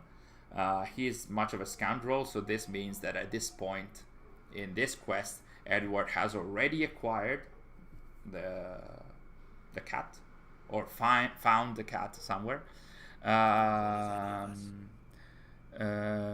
So basically, as in Valhalla and Mirage, you basically can find, I don't know, bushes, or you can find food in the world. You can find drinks in the world.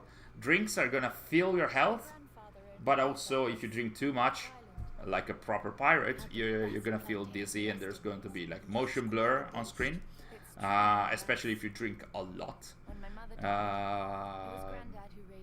I suggest you have a look at the dialogues to see if you feel like this is the same writing quality. I mean, here it's okay. There are moments where Edward says, "I need you, come with me." Something else that I really didn't like is that at the start, something else that I didn't really like story-wise is basically Edward goes to this British English frigate, and he finds Lucy in there, frees her without getting her name. I'm not sure if you can see the dialogues. I'm your passage out of here quickly. She says, "I don't know who you are," and he says, "I need a shipwright, and we need to go because otherwise there's going to be an attack and whatnot." And then when the scene teleports you on the jackdaw, at least in the preview build, maybe it's not like this. So maybe it's not like this in the final game, but Edward immediately presents her as Lucy Baldwin, Scourge of the Seas or something like that. It should be like right now. There we go. New crew on board, Lucy Baldwin, shipwrights, and Scourge of the Caribbean. I'm not sure if there are some scenes in between that were cut from the preview, so that might be the case. But if there are not, that also is like there are some missing moments that are not in game. So I had some gripes with definitely with this. Wait, what is happening? Oh right, something I was mentioning earlier. This is go afterwards. This is the cutscene where basically this is introduced in the second part of the quest, where Edward and Lucy are gonna have to go to one of the ULC areas. It's like, I would expect it to be Black Island because it's mentioned in the cutscene, which is where Lucy's grandparent had his villa.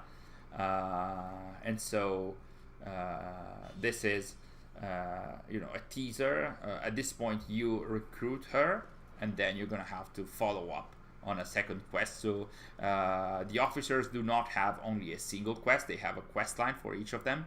It might be, I don't know, 2 to 3 to 4 quests. So you spend some time, modicum amount of time with them. And here I went to see, in the top right you can see, once you unlock one of the officers, you get a perk or an ability for the jackdaw. In this case, Lucy Baldwin is a shipwright, so this is protecting your ship.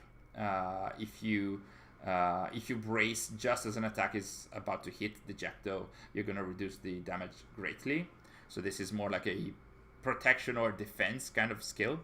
And I saw the button codex, so I went immediately for the codex. So if you don't want to be spoiled, just wait for a moment or so. So this is the codex. There are a number of characters on the left. Abel de Padre Galvao is another officer. Upton Travers is one of the characters that it was already in the original game. Haytham Kenway is mentioned in there. If you know the ending of the game, you know why. There's Milo van der Graaf at the end of the list.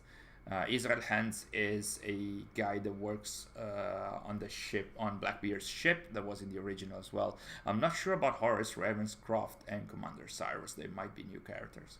The Codex is actually saying,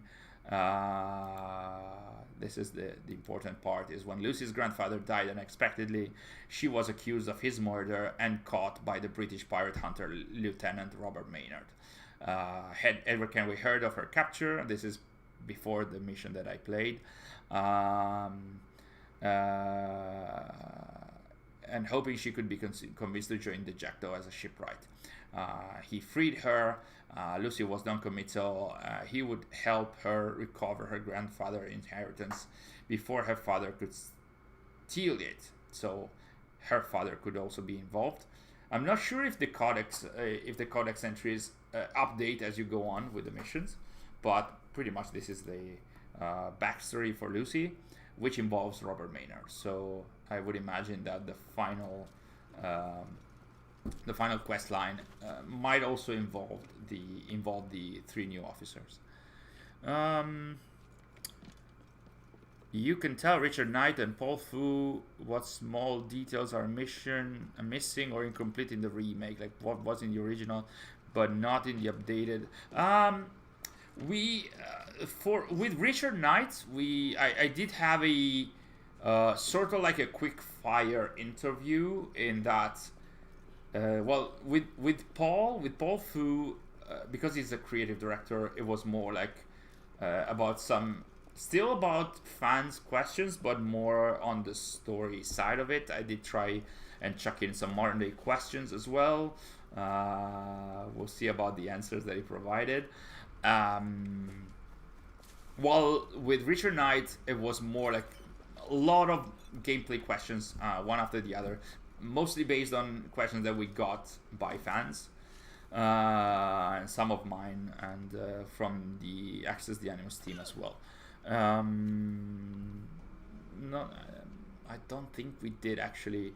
Well, there might be some discussions about differences here and there, but more like about the work that was put into remaking and adding or staying true to the original. I did find this huge chest, but there was nothing in there. I hated this so much because it felt like a huge one, but didn't work, sadly.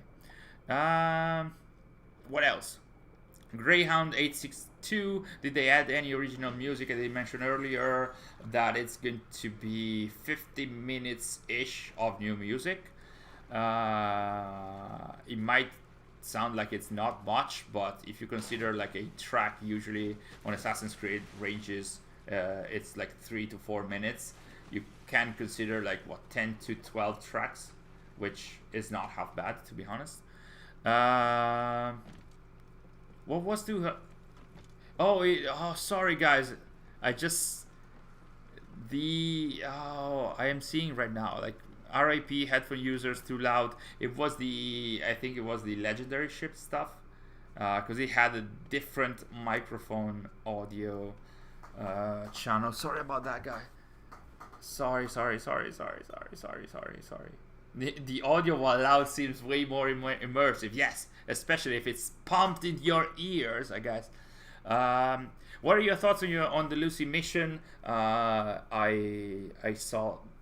see the past and the future because I answered that. I didn't even know you asked about it, but yeah, the writing seems for now, but I cannot judge properly. But what I saw was How does it feel like it fits the overall story? It's alright. We can have a look at the store. I think this is the only store that I visited in the whole preview, so you can have a look at the things that you can find in stores, including well, ammunition, swords, whatever. And there are also pelts, trinkets. You can equip 2 trinkets at a time, and more. I would say it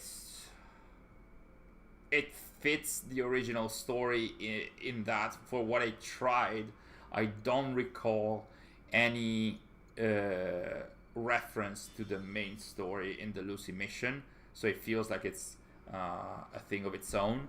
But I don't know when this is happening. So if this is happening towards the start of the game, I can see Edward looking for a shipwright or a master at arms or like other officers. I can see that happening. I didn't see some backward references in like I didn't see this quest referencing the main story, the existing main story, if that makes sense. So in that regard, it felt more like a thing of its own. But I can see this happening. I can see Edward being interested in the treasure that Lucy's grandfather had in his villa, and this is an interesting way to go to an island that in the original was like an additional island that only if you pre-ordered you could go there, and I don't think there was any mission tied to it, if I recall correctly. I might be mistaken on that. So there are points of contact, but I don't know, it didn't feel too much like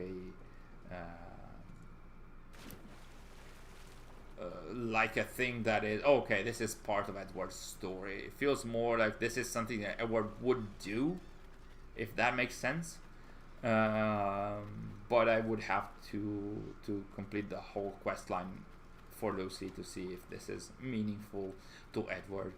And I think that maybe by also completing the final quest line, it would work better, in that if you play the officer's quest, and if Maynard is also a target for the officer, or all the officers, or just one of the officers, maybe the final chapter is gonna be more heartfelt. Definitely we need screen time of these officers, otherwise it's gonna be just, random character number 396. So we definitely need screen time for these officers, not just in their quest lines and not just in their barks. Barks is a technical name for the small lines made by NPCs in the world. Imagine, the words spoken by Adewale as your quartermaster, like Shippo in front of you or something like that. Those are called technically barks by writers, because there is just small lines that add to the immersion and to the situation. The modern day Shadows is set in 2096. Yes, that was read very much in with the Italian accent. Yes, supposedly, at least let's be more precise. At least one of the files of the modern day of Assassin's Creed Black Flag Resynced, so not Shadows, is set in 2096. I can't show it to you guys because I found that file, so I can't confirm it. But it was removed from my footage intentionally, but I guess it wasn't removed from everybody's footage. Skata, who is another YouTuber and I'm gonna say friend because we chat a lot in the comments of our videos, etc. And he's been in our streams in the past multiple times. He was able to capture that and share it. So there is a text file that is contextualized in 2096, in August of 2096, and that means that at least that file, doesn't mean all of them, but at least that file is set 75 years after the events, 75 years after the events, the modern day events of Valhalla and Mirage. There's no really modern day in Mirage, but basically the last modern day that we saw and played before the time shift was the Basim one, and that was set in 2020/2021, because there is a small panel in a comic that is showing in a Dawn of Ragnarok comic that is showing Basim in the modern day, and that was that comic released, I think, in 2021. So technically that modern day panel might have been set in 2021. I'm not sure on that, but basically the new modern day, the new file in the modern day is set 75 to 76 years after the modern day we saw with Basim, and it should be also 83 years after the modern day of Black Flag, the one that was cut from this remake. So we are quite in the future.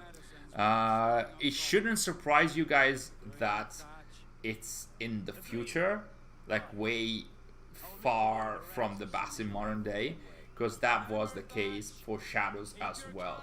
We do not know if there is a time skip between the modern day of Shadows and the modern day of Black Flag Resynced. I wouldn't expect so, because there is a narrative that hopefully is connected, so the modern day Shadows should be tied to the modern day in Black Flag Resynced, also because it's told in the same way through files and rifts, so it should be the same narrative flow, but can't confirm that yet. But yes, there is a file that is set in 2096. And I think I saw somebody asking me, what do you think about that? I think the question shouldn't be, what do you think now about that? Actually, the question should be, what did you think about that last year when the new modern day was introduced? And I'm not, definitely not a fan of leaving narrative threads, especially the modern day ones, hanging, especially the Basim one. I don't think that fans should complain now. We should all have complained a year and a half ago. But the problem was that the modern day, other than the one in the main game, which amounted to what, 10 minutes, the modern day Shadows mostly was in through files that were nested into multiple menus, and if you didn't know, you wouldn't get to read them. And the other modern day was conveyed through the rifts that were in post-launch, and as you should know, a lot of people that play the main game do not play post-launch, so if it's not in the main game, the majority of people would not remember about post-launch, especially if it's not like a main DLC. So yeah, still we shouldn't have been surprised. I still don't like that Basim's questline, and not even questline, but Basim's whole narrative was dropped. There's still time for them to pick it up. There are world events in the game. I don't think I can show this too much, so fast forward, but there are things like that in the game. Or at least I found one.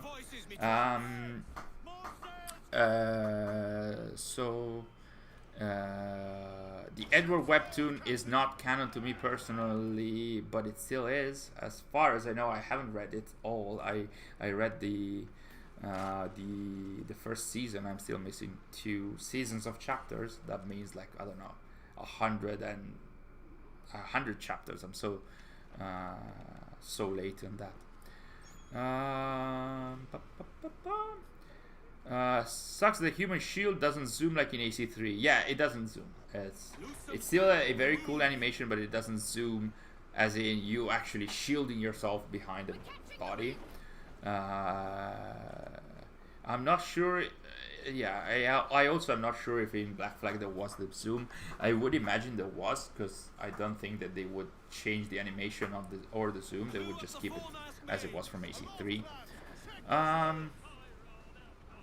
Do we have a main menu with the Black Flag theme playing? I would say yes and no. In that there's not gonna be a main menu page with the Black Flag theme, because now with the Animus Hub we are all robbed of the main menu theme page. You know, the start the start game page, because the Animus Hub is this huge collecting page where you can access any kind of game. So there's no music from there, but Ubisoft yesterday released sort of what seemed like an intro video / music. Some of the you can imagine like those intro videos before starting the game, like the Ubisoft Presents, Anvil Next, etc. And this video actually showcased the new logo for Black Flag Resynced with the Black Flag main theme. So you could say that is a replacement for the main from the launch page or starting page. So that's that. Are the pistol swords an official third weapon type, or are they just a special gimmick weapon like in the original? They are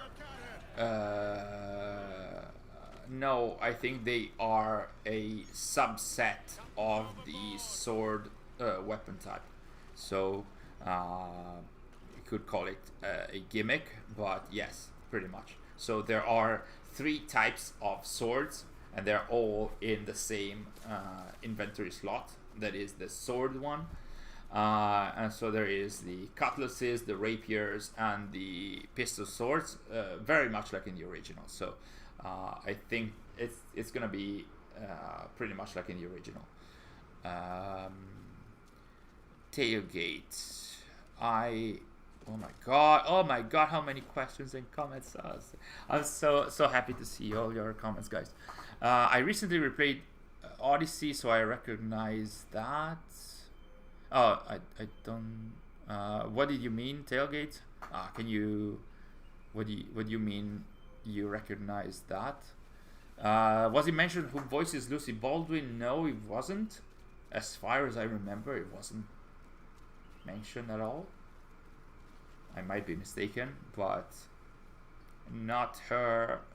Neither her nor the other officers actors were mentioned in there, even though we got to meet Matt Ryan though. So I'm very happy to compensate with that, even though I would have loved to know who the voice actors or actors were. What we were told is that most of the main cast is going to be back to reprise the characters, both for the new content and also some of the scenes were remade with motion capture and all. So pretty much the whole original cast was back, other than if I'm not mistaken, I think one of the actors passed away, and another one, the voice actor for Laureano Torres, the main villain of the game, was already quite old when the original game was released, so they did not call him to reprise his role. But I think that they kept the original lines.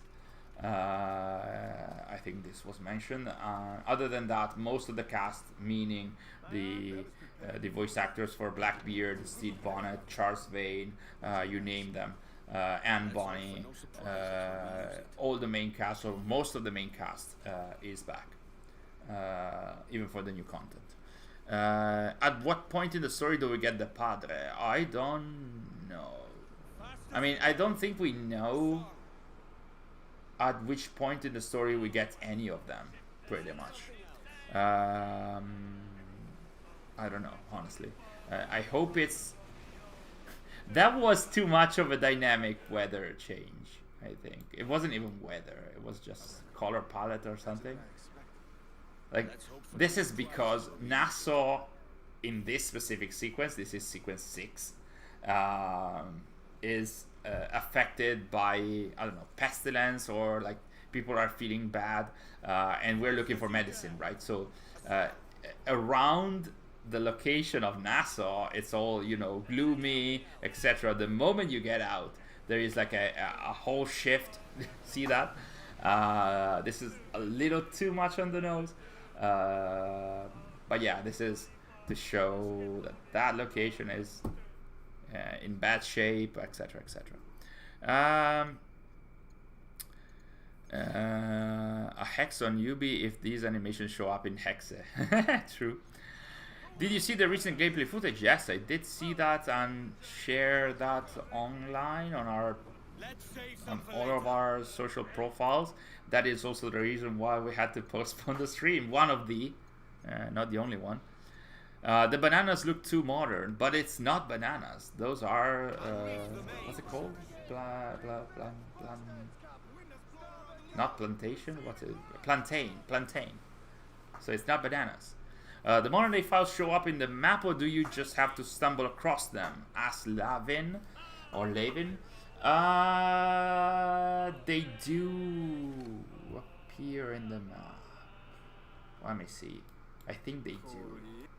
Because when I was in Nassau, I think I saw it in the map and ran for it. Let me see. This is after the cutscene. I think so. Because I zoomed in Nassau. There we go. I'm not sure if you can see it because I cannot zoom. I mean, I actually can zoom. There we go. You can see it. I did see the modern day file, and then okay, now it's an issue to center everything back, but ooh. Okay, we're good. Yeah. So yes. Oh no, we're not good. Sorry, guys. There we go. So yes, you can find the modern day files if you are around the area. I would suppose if you do the synchronization, even though in this case the synchronization has not been done. There are points in the map that are also unlocked after you defeat a fort in that region. There is a fort for each region.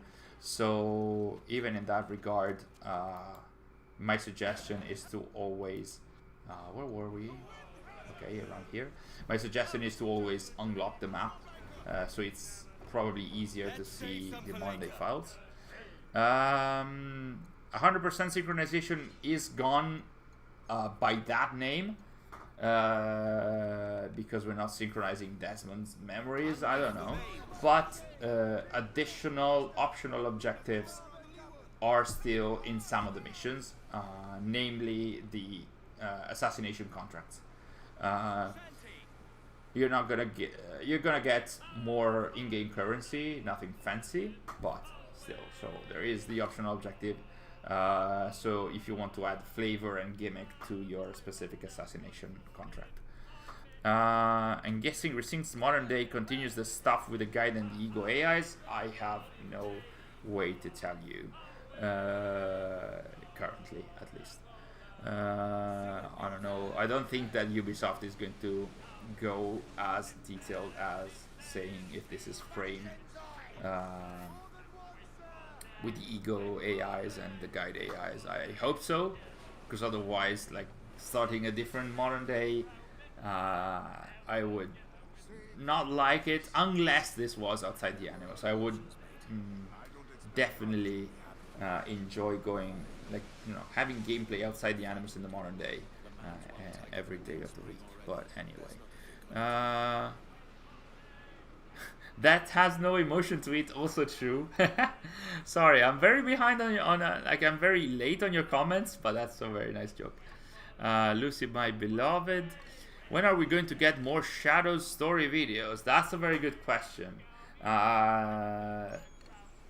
Looking at the current state of things, because we're getting closer and closer to the release of Black Flag Resynced, I have a plan B, because I won't be able to make it to have like a whole detailed modern day analysis of everything that happened up until now.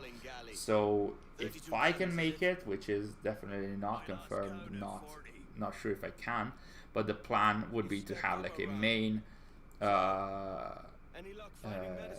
synopsis video of what has happened in the modern day up until now, meaning actually now.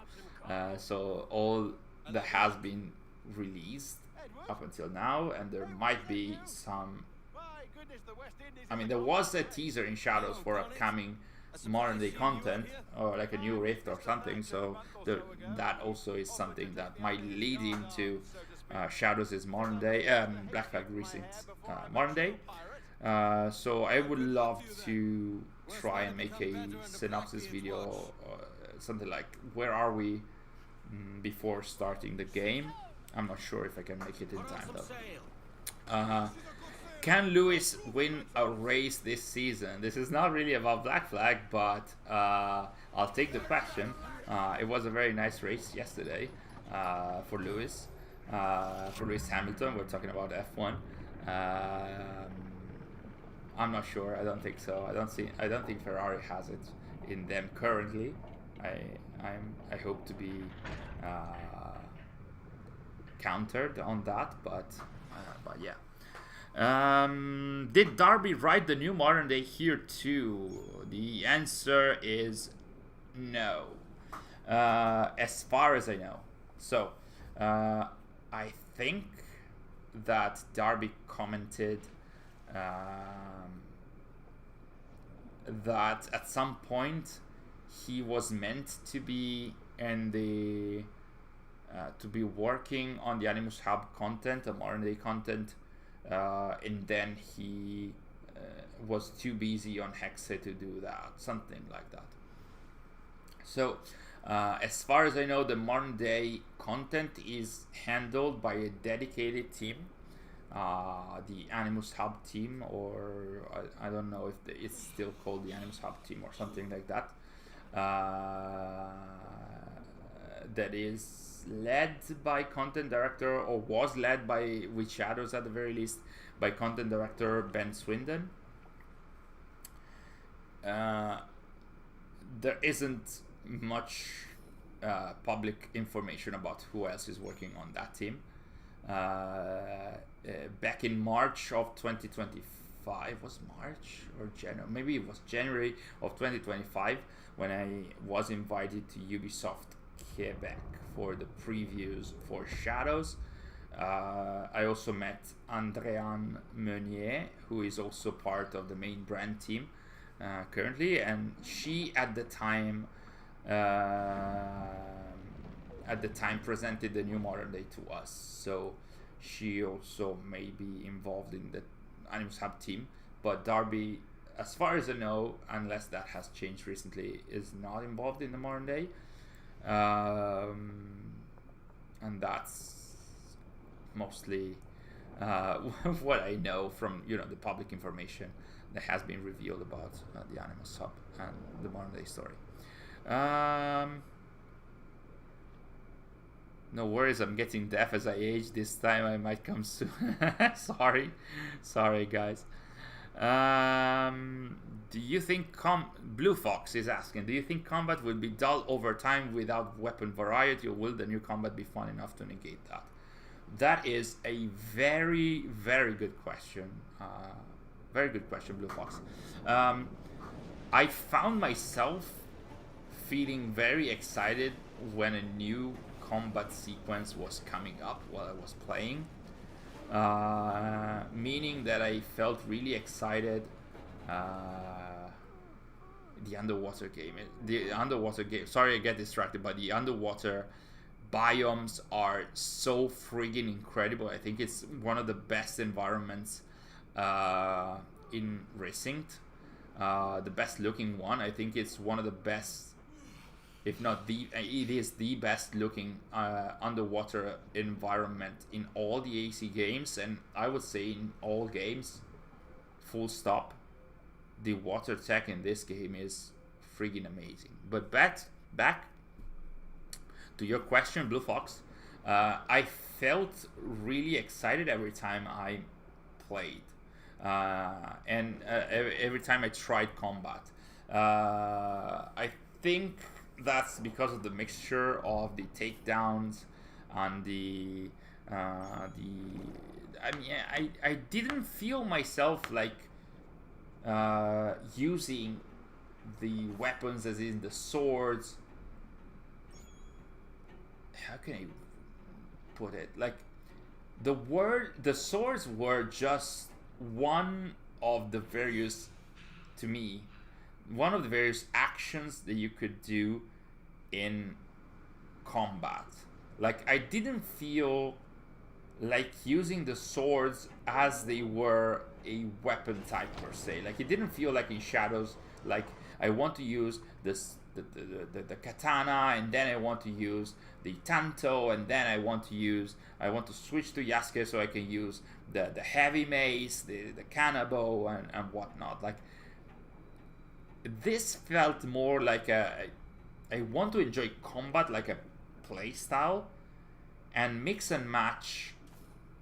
I felt like all the various things that you can do in combat felt like different weapons of sorts.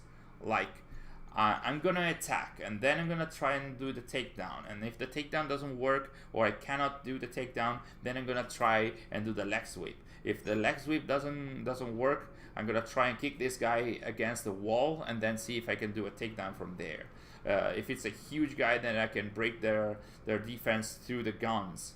If I'm swarmed by enemies, I'm gonna do the gun kata, and then focus on specific enemies. Like, I'm not sure if I can put it to words specifically, but I felt like it was very fun to do. My only issue is that it might feel dull over time. Sorry, not because of the weapon variety, but mostly because once you find a specific strategy that works, you might keep doing that. And the specific strategy that I found was a sorry about the voice. The specific strategy that I found is is a combo of sorts that I mentioned in our preview, and it's basically you use the rope dart to get the enemy close to you, and when they are tied by the rope dart, they cannot dodge the leg sweep. So it's rope dart into leg sweep, and once they are on the ground, you can do a takedown. So it's rope dart into leg sweep into takedown, into ground takedown, and that works quite often. I didn't see any enemy blocking that. And so once you find a very powerful strategy, you might keep doing that, and in that regard it will feel repetitive. But you can, as a player, you can actually definitely mix and match that. Oh my god! Oh my god! Darby was in the chat. I just recognized his name. Oh man! Darby was in the chat, and I missed that, obviously. Well, hope you guys enjoyed that. I was talking about Darby. Oh man, I'm so late. Oh, Scata, I did talk about you and the Modern Day Files earlier. Welcome to the stream. Let me check the recent Drink water, Marco. Water, Marco. You. Oh, hello, Chili Man. Huge fan. Oh, you are an underrated legend. Thank you so much. You are so very kind. Hydration. Just give me. Okay, I'll leave you guys with the cutscene, and I'm gonna get some water. Let me just raise the volume a little bit. Will drop to their knees, and I'm gonna get some water and be back in a few seconds. Lord before all else. Oh God. Looks fine. Of course it does. You can find a quiet way to acquire medicines. Tell me soon. Otherwise, I'll handle it myself. We need to get to that There we medicine. go. And if the medicine can't be found, what then? My hair keep are looking. so bad, but they are not as bad. Let me just lower it a little bit. They are not, my hair are not as bad as they are in one of the interviews. You're gonna see how, oh my god, it was so bad. But anyway, water. Darby was in the chat, yes. I'm not sure if I can out his name, but his name, I think, is the same name that he used when he composed music.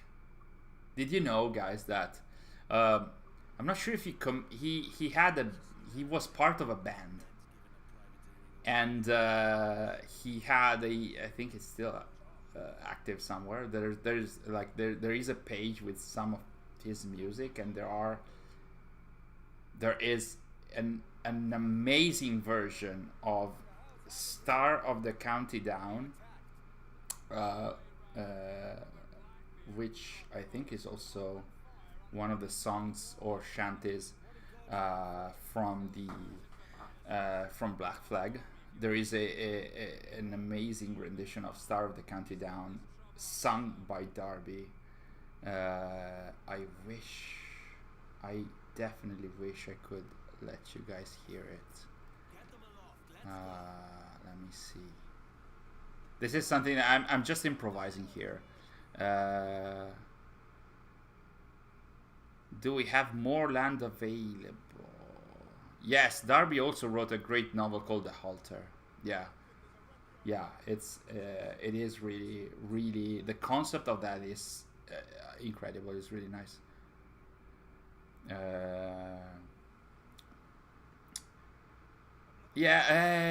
Scatter, it was like what, 15 minutes ago, 20 minutes ago, something like that. Man, I wish I could find again that Star of the County Down song by Darby. Maybe I'll share it on our Discord later. But anyway, back to your questions, which is the actual purpose of this stream. Zark, Marco, will there be an option to include the original Black Flag menu splash opening image, or is it completely overhauled to be like Shadows? The second one that you mentioned, I haven't seen anything about the menus from the original, neither the layout nor the main splash page. Nothing like that. Too bad. The art direction is the same as the Animus Hub. It's specific to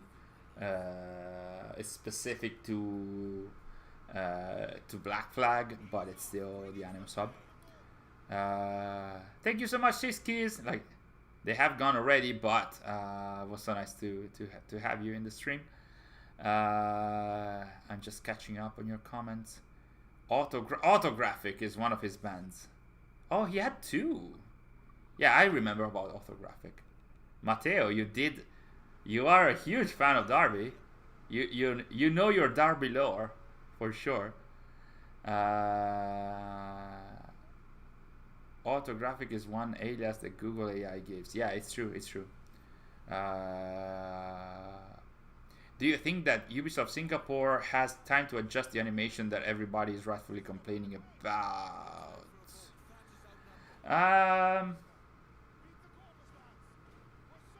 Probably not. I wouldn't say so.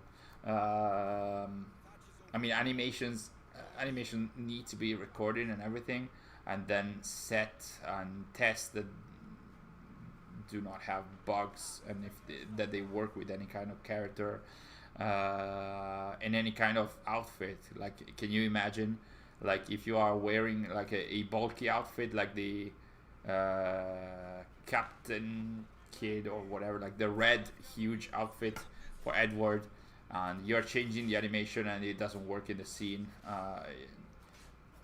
It's no small feat to change animations in a game, as far as I know. So I'm not sure. I don't think so.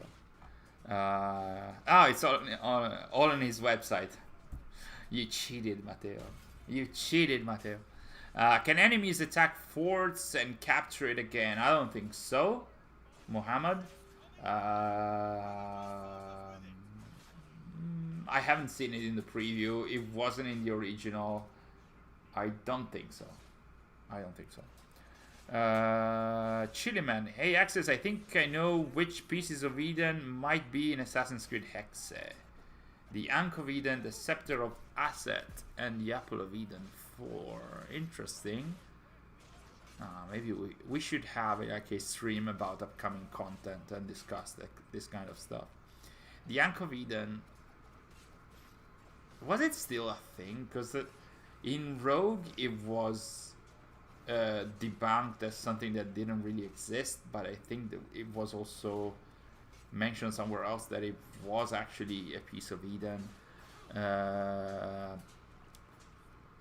The Scepter of Asset, I'm not sure if that is canon. Maybe it was, because it was in the French comics at first. And Apple of Eden 4, which one was that? There are so many apples of Eden. Important question: did you have fun playing? I did. For the most part. For the gameplay part, oh look at that, it was sliding on the water. I did enjoy the ship combat. I did enjoy combat, especially stealth, not so much like I mentioned earlier, but a part of that, it was also me. The small assassination contract that I tried was fun. Something else, parkour, I did enjoy what I tried in Havana. I cannot show you guys, which I hate, definitely, but I did enjoy parkour for what it is, which is really a lot already. Like, I don't think we should say anymore like I did for what it is, because it doesn't feel like a hugely downgraded version of what we had before the RPG era. Like, at this point, it's like the parkour in Shadows after the updates was quite okay. I mean, I'm not a huge parkour connoisseur. I'm not Sebastian Memento Gallery. I'm not Rautopopoulos. I'm not Animus Drifter, who was in the chat. But I do enjoy parkour for what it is now. It feels fluid enough to keep the flow and the momentum, especially if you are good with that. Something that I found with parkour is that parkour down or control descent now, if you are at a certain height and you have to go down to a platform that is close to you, so it's not really like super far from there. What now I would do with like a flip, which there are so many, and the same flip over and over again in Shadows. Edward does not do that, like when you're running and activating parkour down or control descent, but he's like having like sort of like a vault animation, but going down. So it's like a vault down kind of animation, which quite nice, because I wouldn't imagine in my darkest dreams to see Edward doing Naue flips all over the place. So that was a very nice addition, in that you're keeping the move, but you're making it special and specific to Edward, which was really nice. In general, I did enjoy very much the gameplay. Like I said, ship combat was very nice. Boarding was very nice. The side activities were great. The game looks amazing, really. So, what else? What else? I'm excited that photo mode is there day one. Same. I don't think that there's going to be many upgrades. I think I did ask. I might have asked Richard about it, and I don't think there is much. There aren't many upgrades compared to Shadows, but Shadows' photo mode was great, honestly. It's still not on the level of Ghost of Tsushima or Yote, but it's much better than it was in Valhalla and Mirage. Do you think there's going to be DLC for this? No, I don't think so. Okay. Did you enable advanced parkour? Yes, I did, obviously. See, I didn't activate the HUD toggle the whole time. I played, 3 hours, 3+ hours, didn't toggle the HUD once, but I did go in the menu and activated advanced parkour, because I wanted my side ejects and back ejects and whatnot, and then the world that I was in did not allow for any of that. So I mean, it did, but only in Havana, and I cannot show that. So press F to pay respects, I guess. Thank you for playing the preview. And so I can actually show you a third video. So video 1 was the one that I showed you earlier. Was a open world demo that most creators had access to. Second video, the one that I showed you now, was the more story related one with the Lucy mission and the diving for medicine mission and the Devil's Advocate mission with Blackbeard. But I have a third capture. Let's see if I can show that. Hello.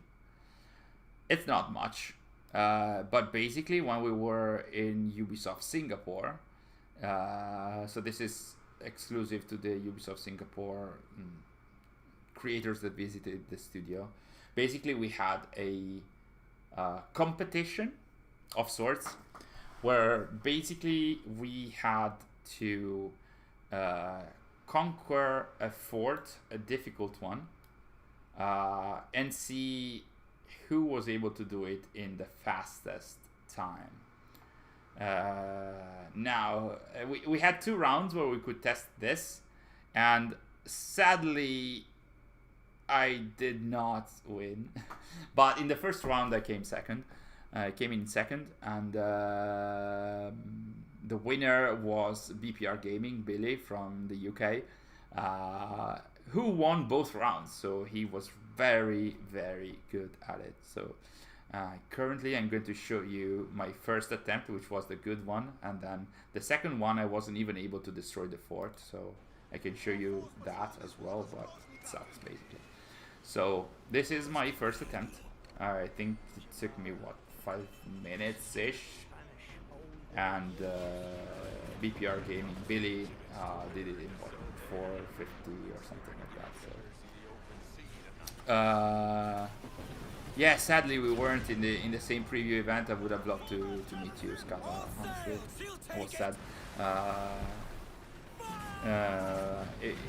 it was like definitely like an experience, but a lot of familiar faces and names that I knew were in the Paris event, and a lot of people that I knew also were at the San Francisco event. So too bad we couldn't meet. I hope there's going to be more events in the future. It's quite not sad, but sadly the game releases before Gamescom. I was hoping to have some Black Flag related activities at Gamescom, but the game releases in July and Gamescom is in August, so I don't think that Ubisoft is going to have a Black Flag presence in there. Photo mode in this game would be crazy. Can't wait to. Yeah, can you imagine running like on a PC on a 50 on a 5070 or 5090 card and take pictures with photo mode in 4K? Can you imagine how good the pictures are going to look? I was so close to dying here. I didn't for whatever reason. And there I was, and this is where I lost time. This is where I lost time, having to go back to go to the docking station. This is where I lost. This is like I'm a huge fan of Formula 1, so I am looking at like where I lost time, like drivers. Yes, Blue Fox. It should be optimized for most graphic cards. Surely, it's not going to be the same performance as for better cards. I'm also upgrading my PC. I was upgrading in general. I was going to upgrade after 6 years, and what better time? So I tried to fast track this to have the new PC ready by the time the game releases. So hopefully we can actually stream with some proper quality and not as much lag. We'll see about that. Did you get a graphics card upgrade? I am going to. Plan is to get a 5070. Now my graphics card is a 3070, so more or less as Blue Fox. And Shadows is working okay. I'm not sure if I have Ultra for Shadows. Like every time I want like a proper gameplay session, I have to restart the PC, close every program at the start, and then see if it records on Ultra or almost Ultra settings. And definitely my PC is taking a toll after editing videos. Look at how much time I lost after editing videos over and over and over. And recently with Black Flag Resynced, the videos that I've edited, it's the first time I've edited in 4K. So my editing programs are calling, are screaming in agony every time I subdue them to 4K. So yeah, not amazing currently, but hopefully I'm gonna upgrade soon. If there is no conventional modern day like in the original Black Flag, what do you think they will do with John Standish and Juno in racing? I'm gonna say, so something that was recently mentioned in an interview by creative director, by GameFile with creative director Paul Fu, is that, look at this is the Valhalla door busting animation. Was that, like Paul Fu mentioned in an interview, that well, there's not going to be any dichotomy at the end of the game, trying to not spoil this for new players. So there's probably not going to be any Juno plot per se, the Sage plot is gonna stay in the historical portion, but there is a new ending scene that has been written by Darby McDevitt that is going to involve one of the characters, the Sage character at the end. And that is going to reference the original ending and that dichotomy of sorts from the original. So that's how it was described in the article. So that's what they're gonna try and do. So far the performances feel quite meh, but this was a previous build, that's true. The 5070 runs well at 1440, I hope so. I can't wait. I will definitely try to up the graphics for photo mode. I just hope my PC doesn't explode trying to do that. Oh man, I feel you, man. I did try my best with shadows, and I cannot imagine how it's going to be with Resynced. I mean, especially imagine during ship combat. Imagine how much computing power is gonna need to work properly.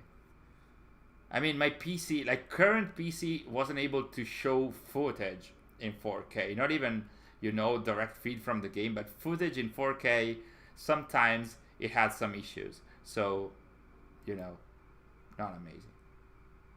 Let me just move and move and move and move. This was my second attempt, which I botched much worse. At the fort. I wasn't even able to get to the fort, basically.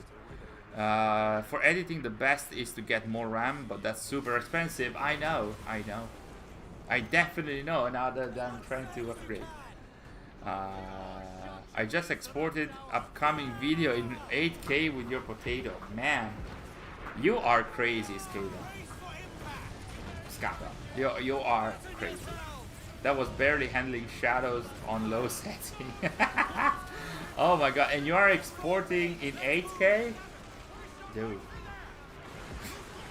You need like a air conditioning in the room, like a server room or something. What else?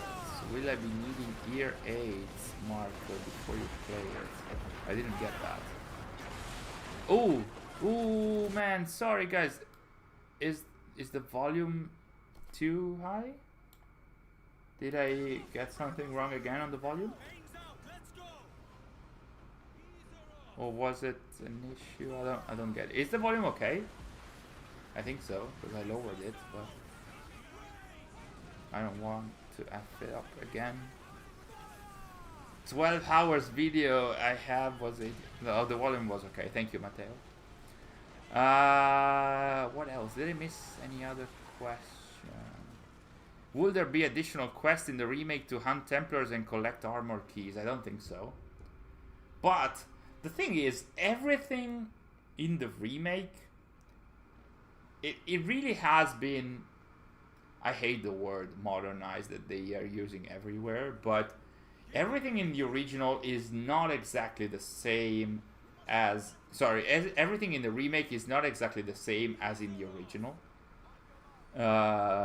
Meaning that it feels like the same, but on steroids every time. Like the character models, the ship combats, the gameplay, the looks, everything. Even the missions, they're not exactly the same. They feel the same, but they have additional moments in there. And I think this is the best way to have a remake. Oh, this is me accepting defeat and then meaning like I'm gonna try and use this to have more gameplay footage instead of because at this point I was already too far behind on the best time to complete the fort, so I said okay, I'm gonna have way more gameplay footage at the very least. What else?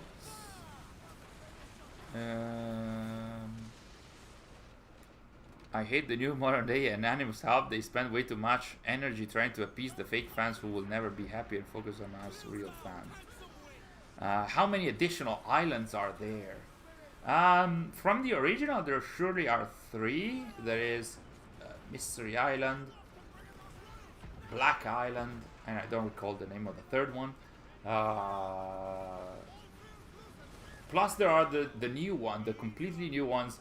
There are islets, there are caves, there are smuggling caves, there are playas, as they call them, which are basically like small beaches and stuff. They never have provided a proper number. I'm sure they know, but they didn't share that. What I wonder, says Matteo, is how they would handle modern day in remakes of the first games, because Ezio hears and talks about Desmond sometimes. I saw a tweet recently by Afiti, the Spanish YouTuber, that I definitely agree with. That is, if Ubisoft is ever going to remake the original Desmond games, I'm seeing this ship exploding.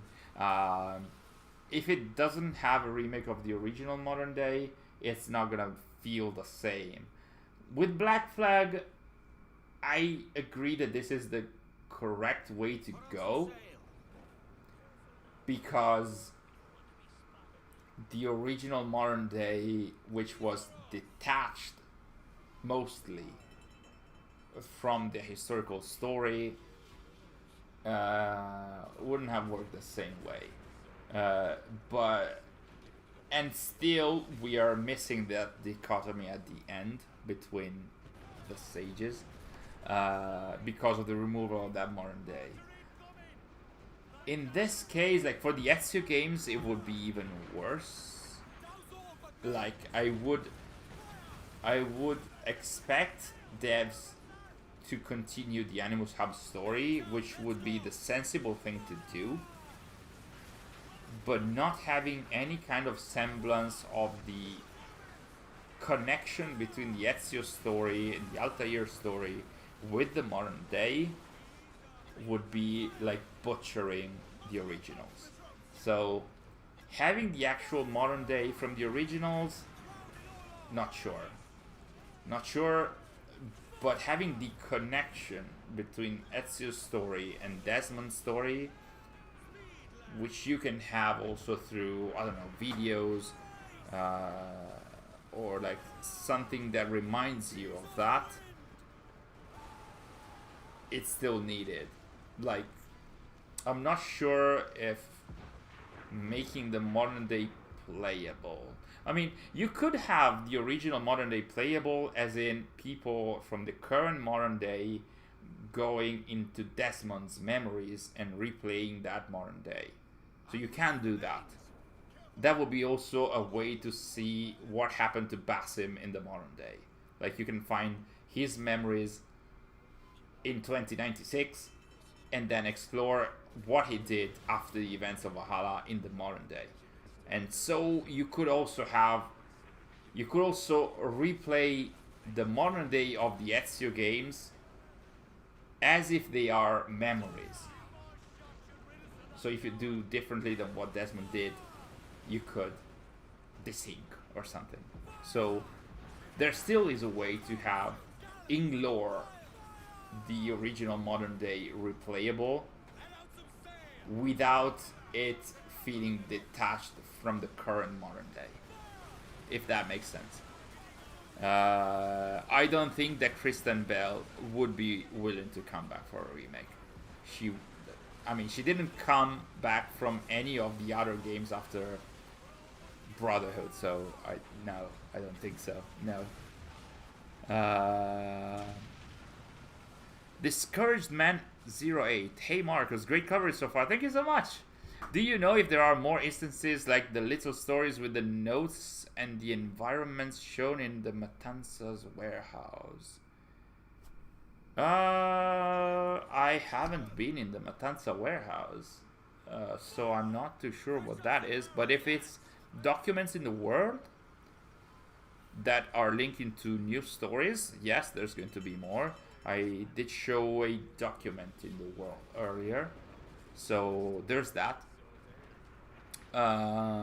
So there are instances of little stories in the world. There are word events. It is my understanding that there are word events. So there are instances of the world feeling more real or lively, in a way.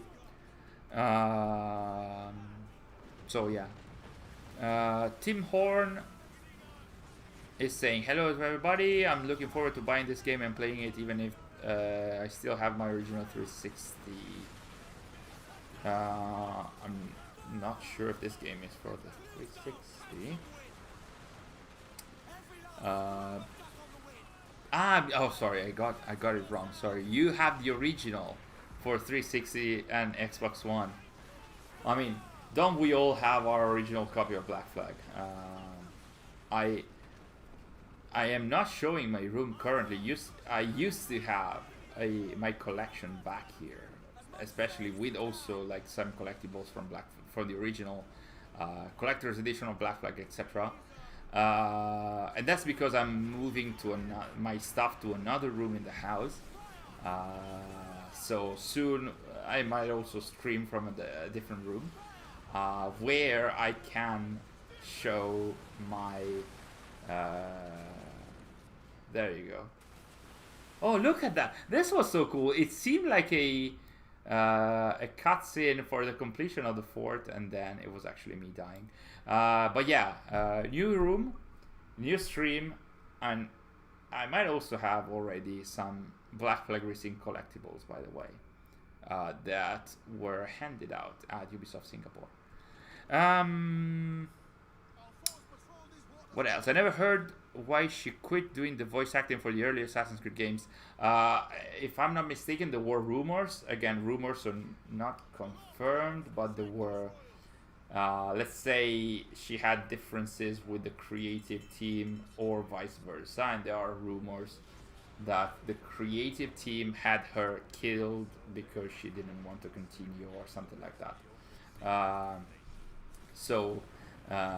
The creative team might have gotten Lucy Stillman killed in Brotherhood because Kristen Bell didn't want to continue voice acting as her or something like that, or there were some issues in there. But they are rumors. I've heard these over the years so many times, but I don't have any proof on that. Thank you so much, Stark, for staying in the stream and for moderating here. Thank you guys, to you and Craig. It was. Let me see. I can actually go and get the collectibles. I'm gonna raise the volume a little bit so not to leave you alone. See if I can get stuff. Stay here, okay? Don't run away. Okay, just stay here.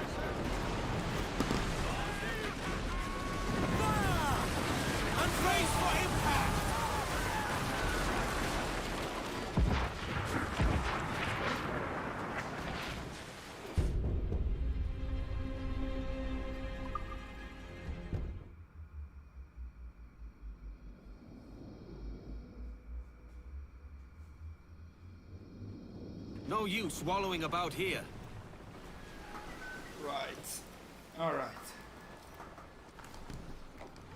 So, let me just make some room. Faster now. And I think that after showing you guys the collectibles and stuff, I think we can wrap up the stream. It's getting late here in Italy. So, everyone, he's gone. Let's run away from his basement and escape to our. So.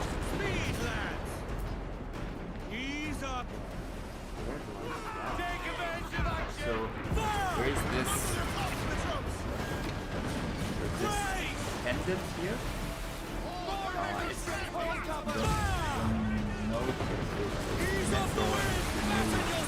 Black Flag Resynced logo. Zafris! Hello! Hello, Zaf!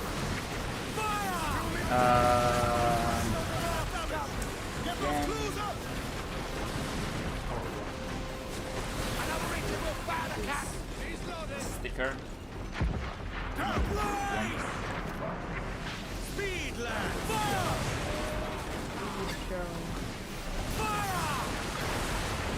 You can imagine if the logo. Oh, there we go. Nothing cute. Oh. True. Is it better now? Sorry. See, I mentioned at the start of the stream that it's just me. It's not Sari holding the stream, so it's effed up the whole time.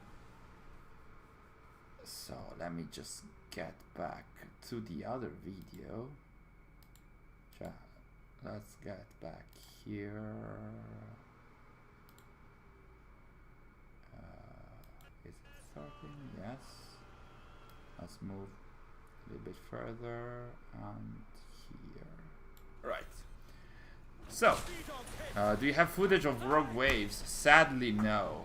I saw other creators having them. Arshock from AC Landmarks had a Rogue Wave, and it looks friggin' incredible. What else? There's well,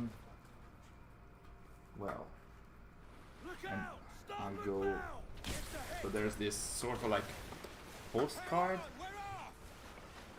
Oh my god, it's not zooming in. Should I move myself so the camera shows this? Okay. Oh my god, you're not zooming in, camera. Anyway, this is the concept art, the famous concept art from the reveal of the game. And then moving on to the big guns, we were giving like a tote bag. I think you can see that with a huge logo. It's sadly because I wanted to bring some more from friends and people from the team, but there was just a copy, a single thing for every one of these.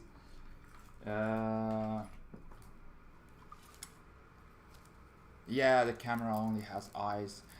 It's because we are having this effect to not show, which is very ugly in the background, because there's nothing in there. It's very bad. Then there's this. I'm not sure if you can see it, but it's I think it's an unreleased concept for Black Flag Resynced, which is quite amazing. And this is Edward overlooking a fort. There we go. Kinda, sort of. So, and it is signed by the devs. So that was quite amazing. Need to keep it properly tight.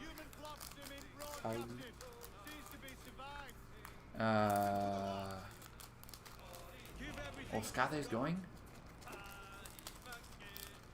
Do you believe a Basim trilogy could happen? One more small game. I do have footage of the quest log. I can show you guys before wrapping up. The last two things are this amazing compass. It doesn't have the logo, but it's contained in this cloth bag. It's a very cool. It's not really showing, but it's a very nice compass for pirates. And finally, the big guest pass, which was quite amazing as well. So to wrap up, back here. If you guys have any other questions, this is the right time, because otherwise I'm gonna wrap up. I think somebody asked about. Thank you, Skada, for joining us. I know it's we've been running long today. Speaking of collectibles, I wish they did the concept art books of the DLCs of all the games, and they never did. which also meant that a lot of that kind of stuff did not end up in the art books for the main games. Yes, the compass was so cool. Let me just fetch the quest log. Was it in this video? Are we in video 1? So I think so. I don't recall where it was. It wasn't here. Yeah, it is here. Let's see.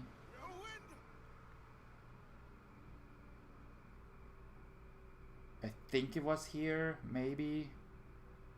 You can see in the top right hand corner there is push square for the quest log.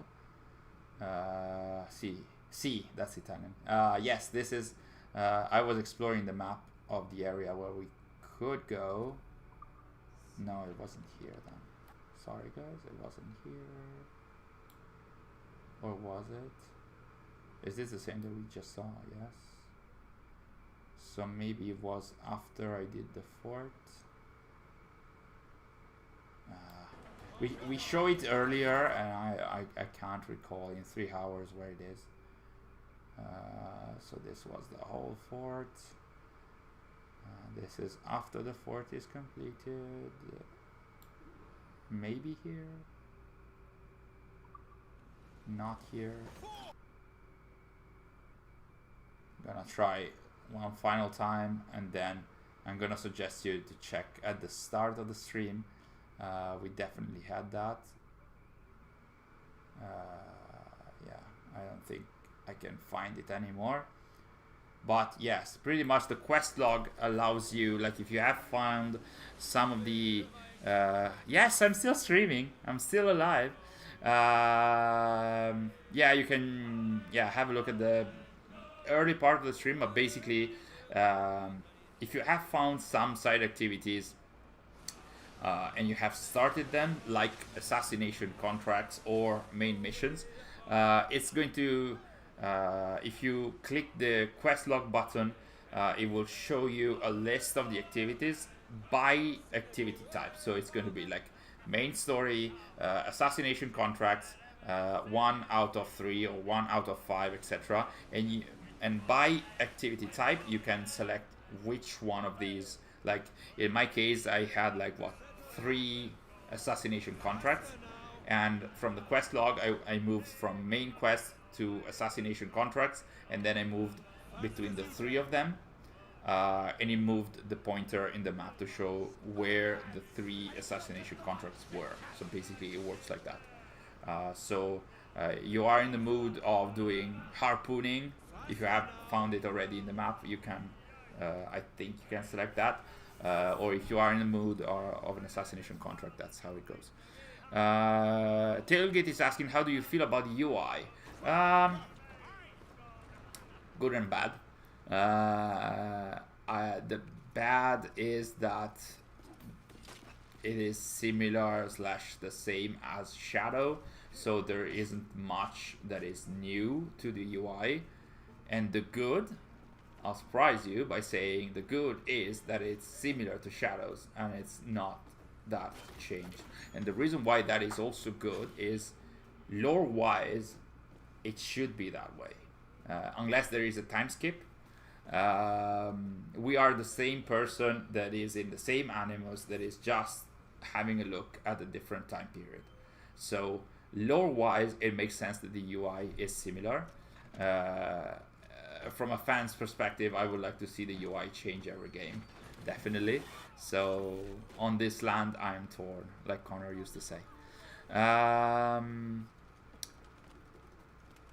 Can you share a clear photo of these on the Discord? Yes, sorry about the camera, because we had that effect. I'm gonna take a picture of those and share that on the Discord. Yes, thank you guys for mentioning that. I think that's only like the 20-ish creators that were there that were handed this. A lot of these collector's items do not have the Black Flag logo on it, but some of them do have it, so I'm gonna share it. Is it like the quest log in Origins?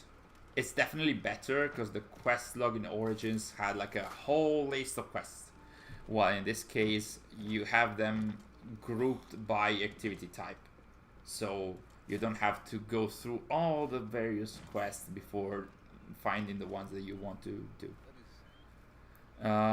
Could just be nostalgia, but I prefer the aesthetic of the original Black Flag. I get that. I get that feeling. It happens a lot with remakes. I am surprised that this hasn't happened to me that much. Surely there is a different aesthetic. In this case, you can see that most of the visuals are saturated, sometimes oversaturated. When it's sunny, it's really sunny, while the original was less saturated than this is.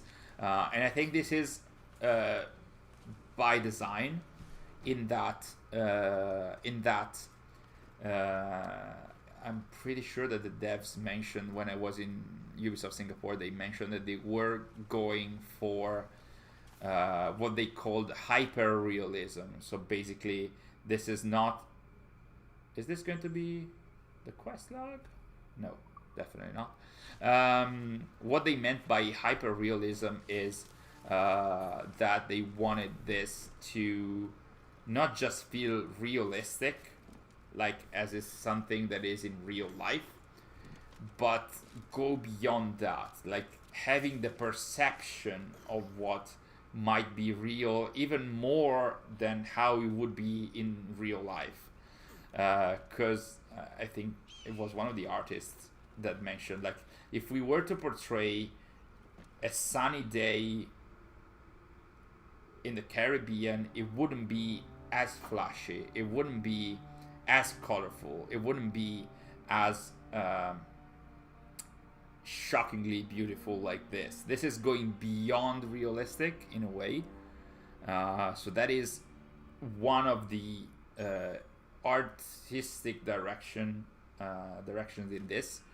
It's not the only one, but I definitely remember them saying this is hyper realistic. It's not just realistic.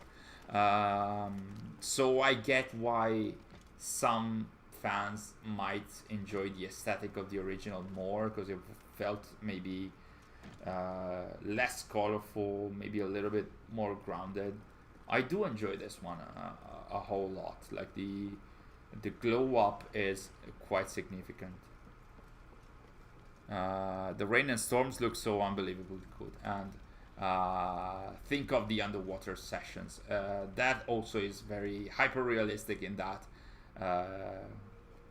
I mean, in the Caribbean, going underwater shows you some of the best environments on Earth, and so that's the same here. But it's so unbelievably good. All right, so I think we can wrap up on this. I think we have gone through all my footage in one stream. We are clocking in at 3 hours, so I think that's way beyond what we usually do at ATA, but I was so happy to get all your questions in.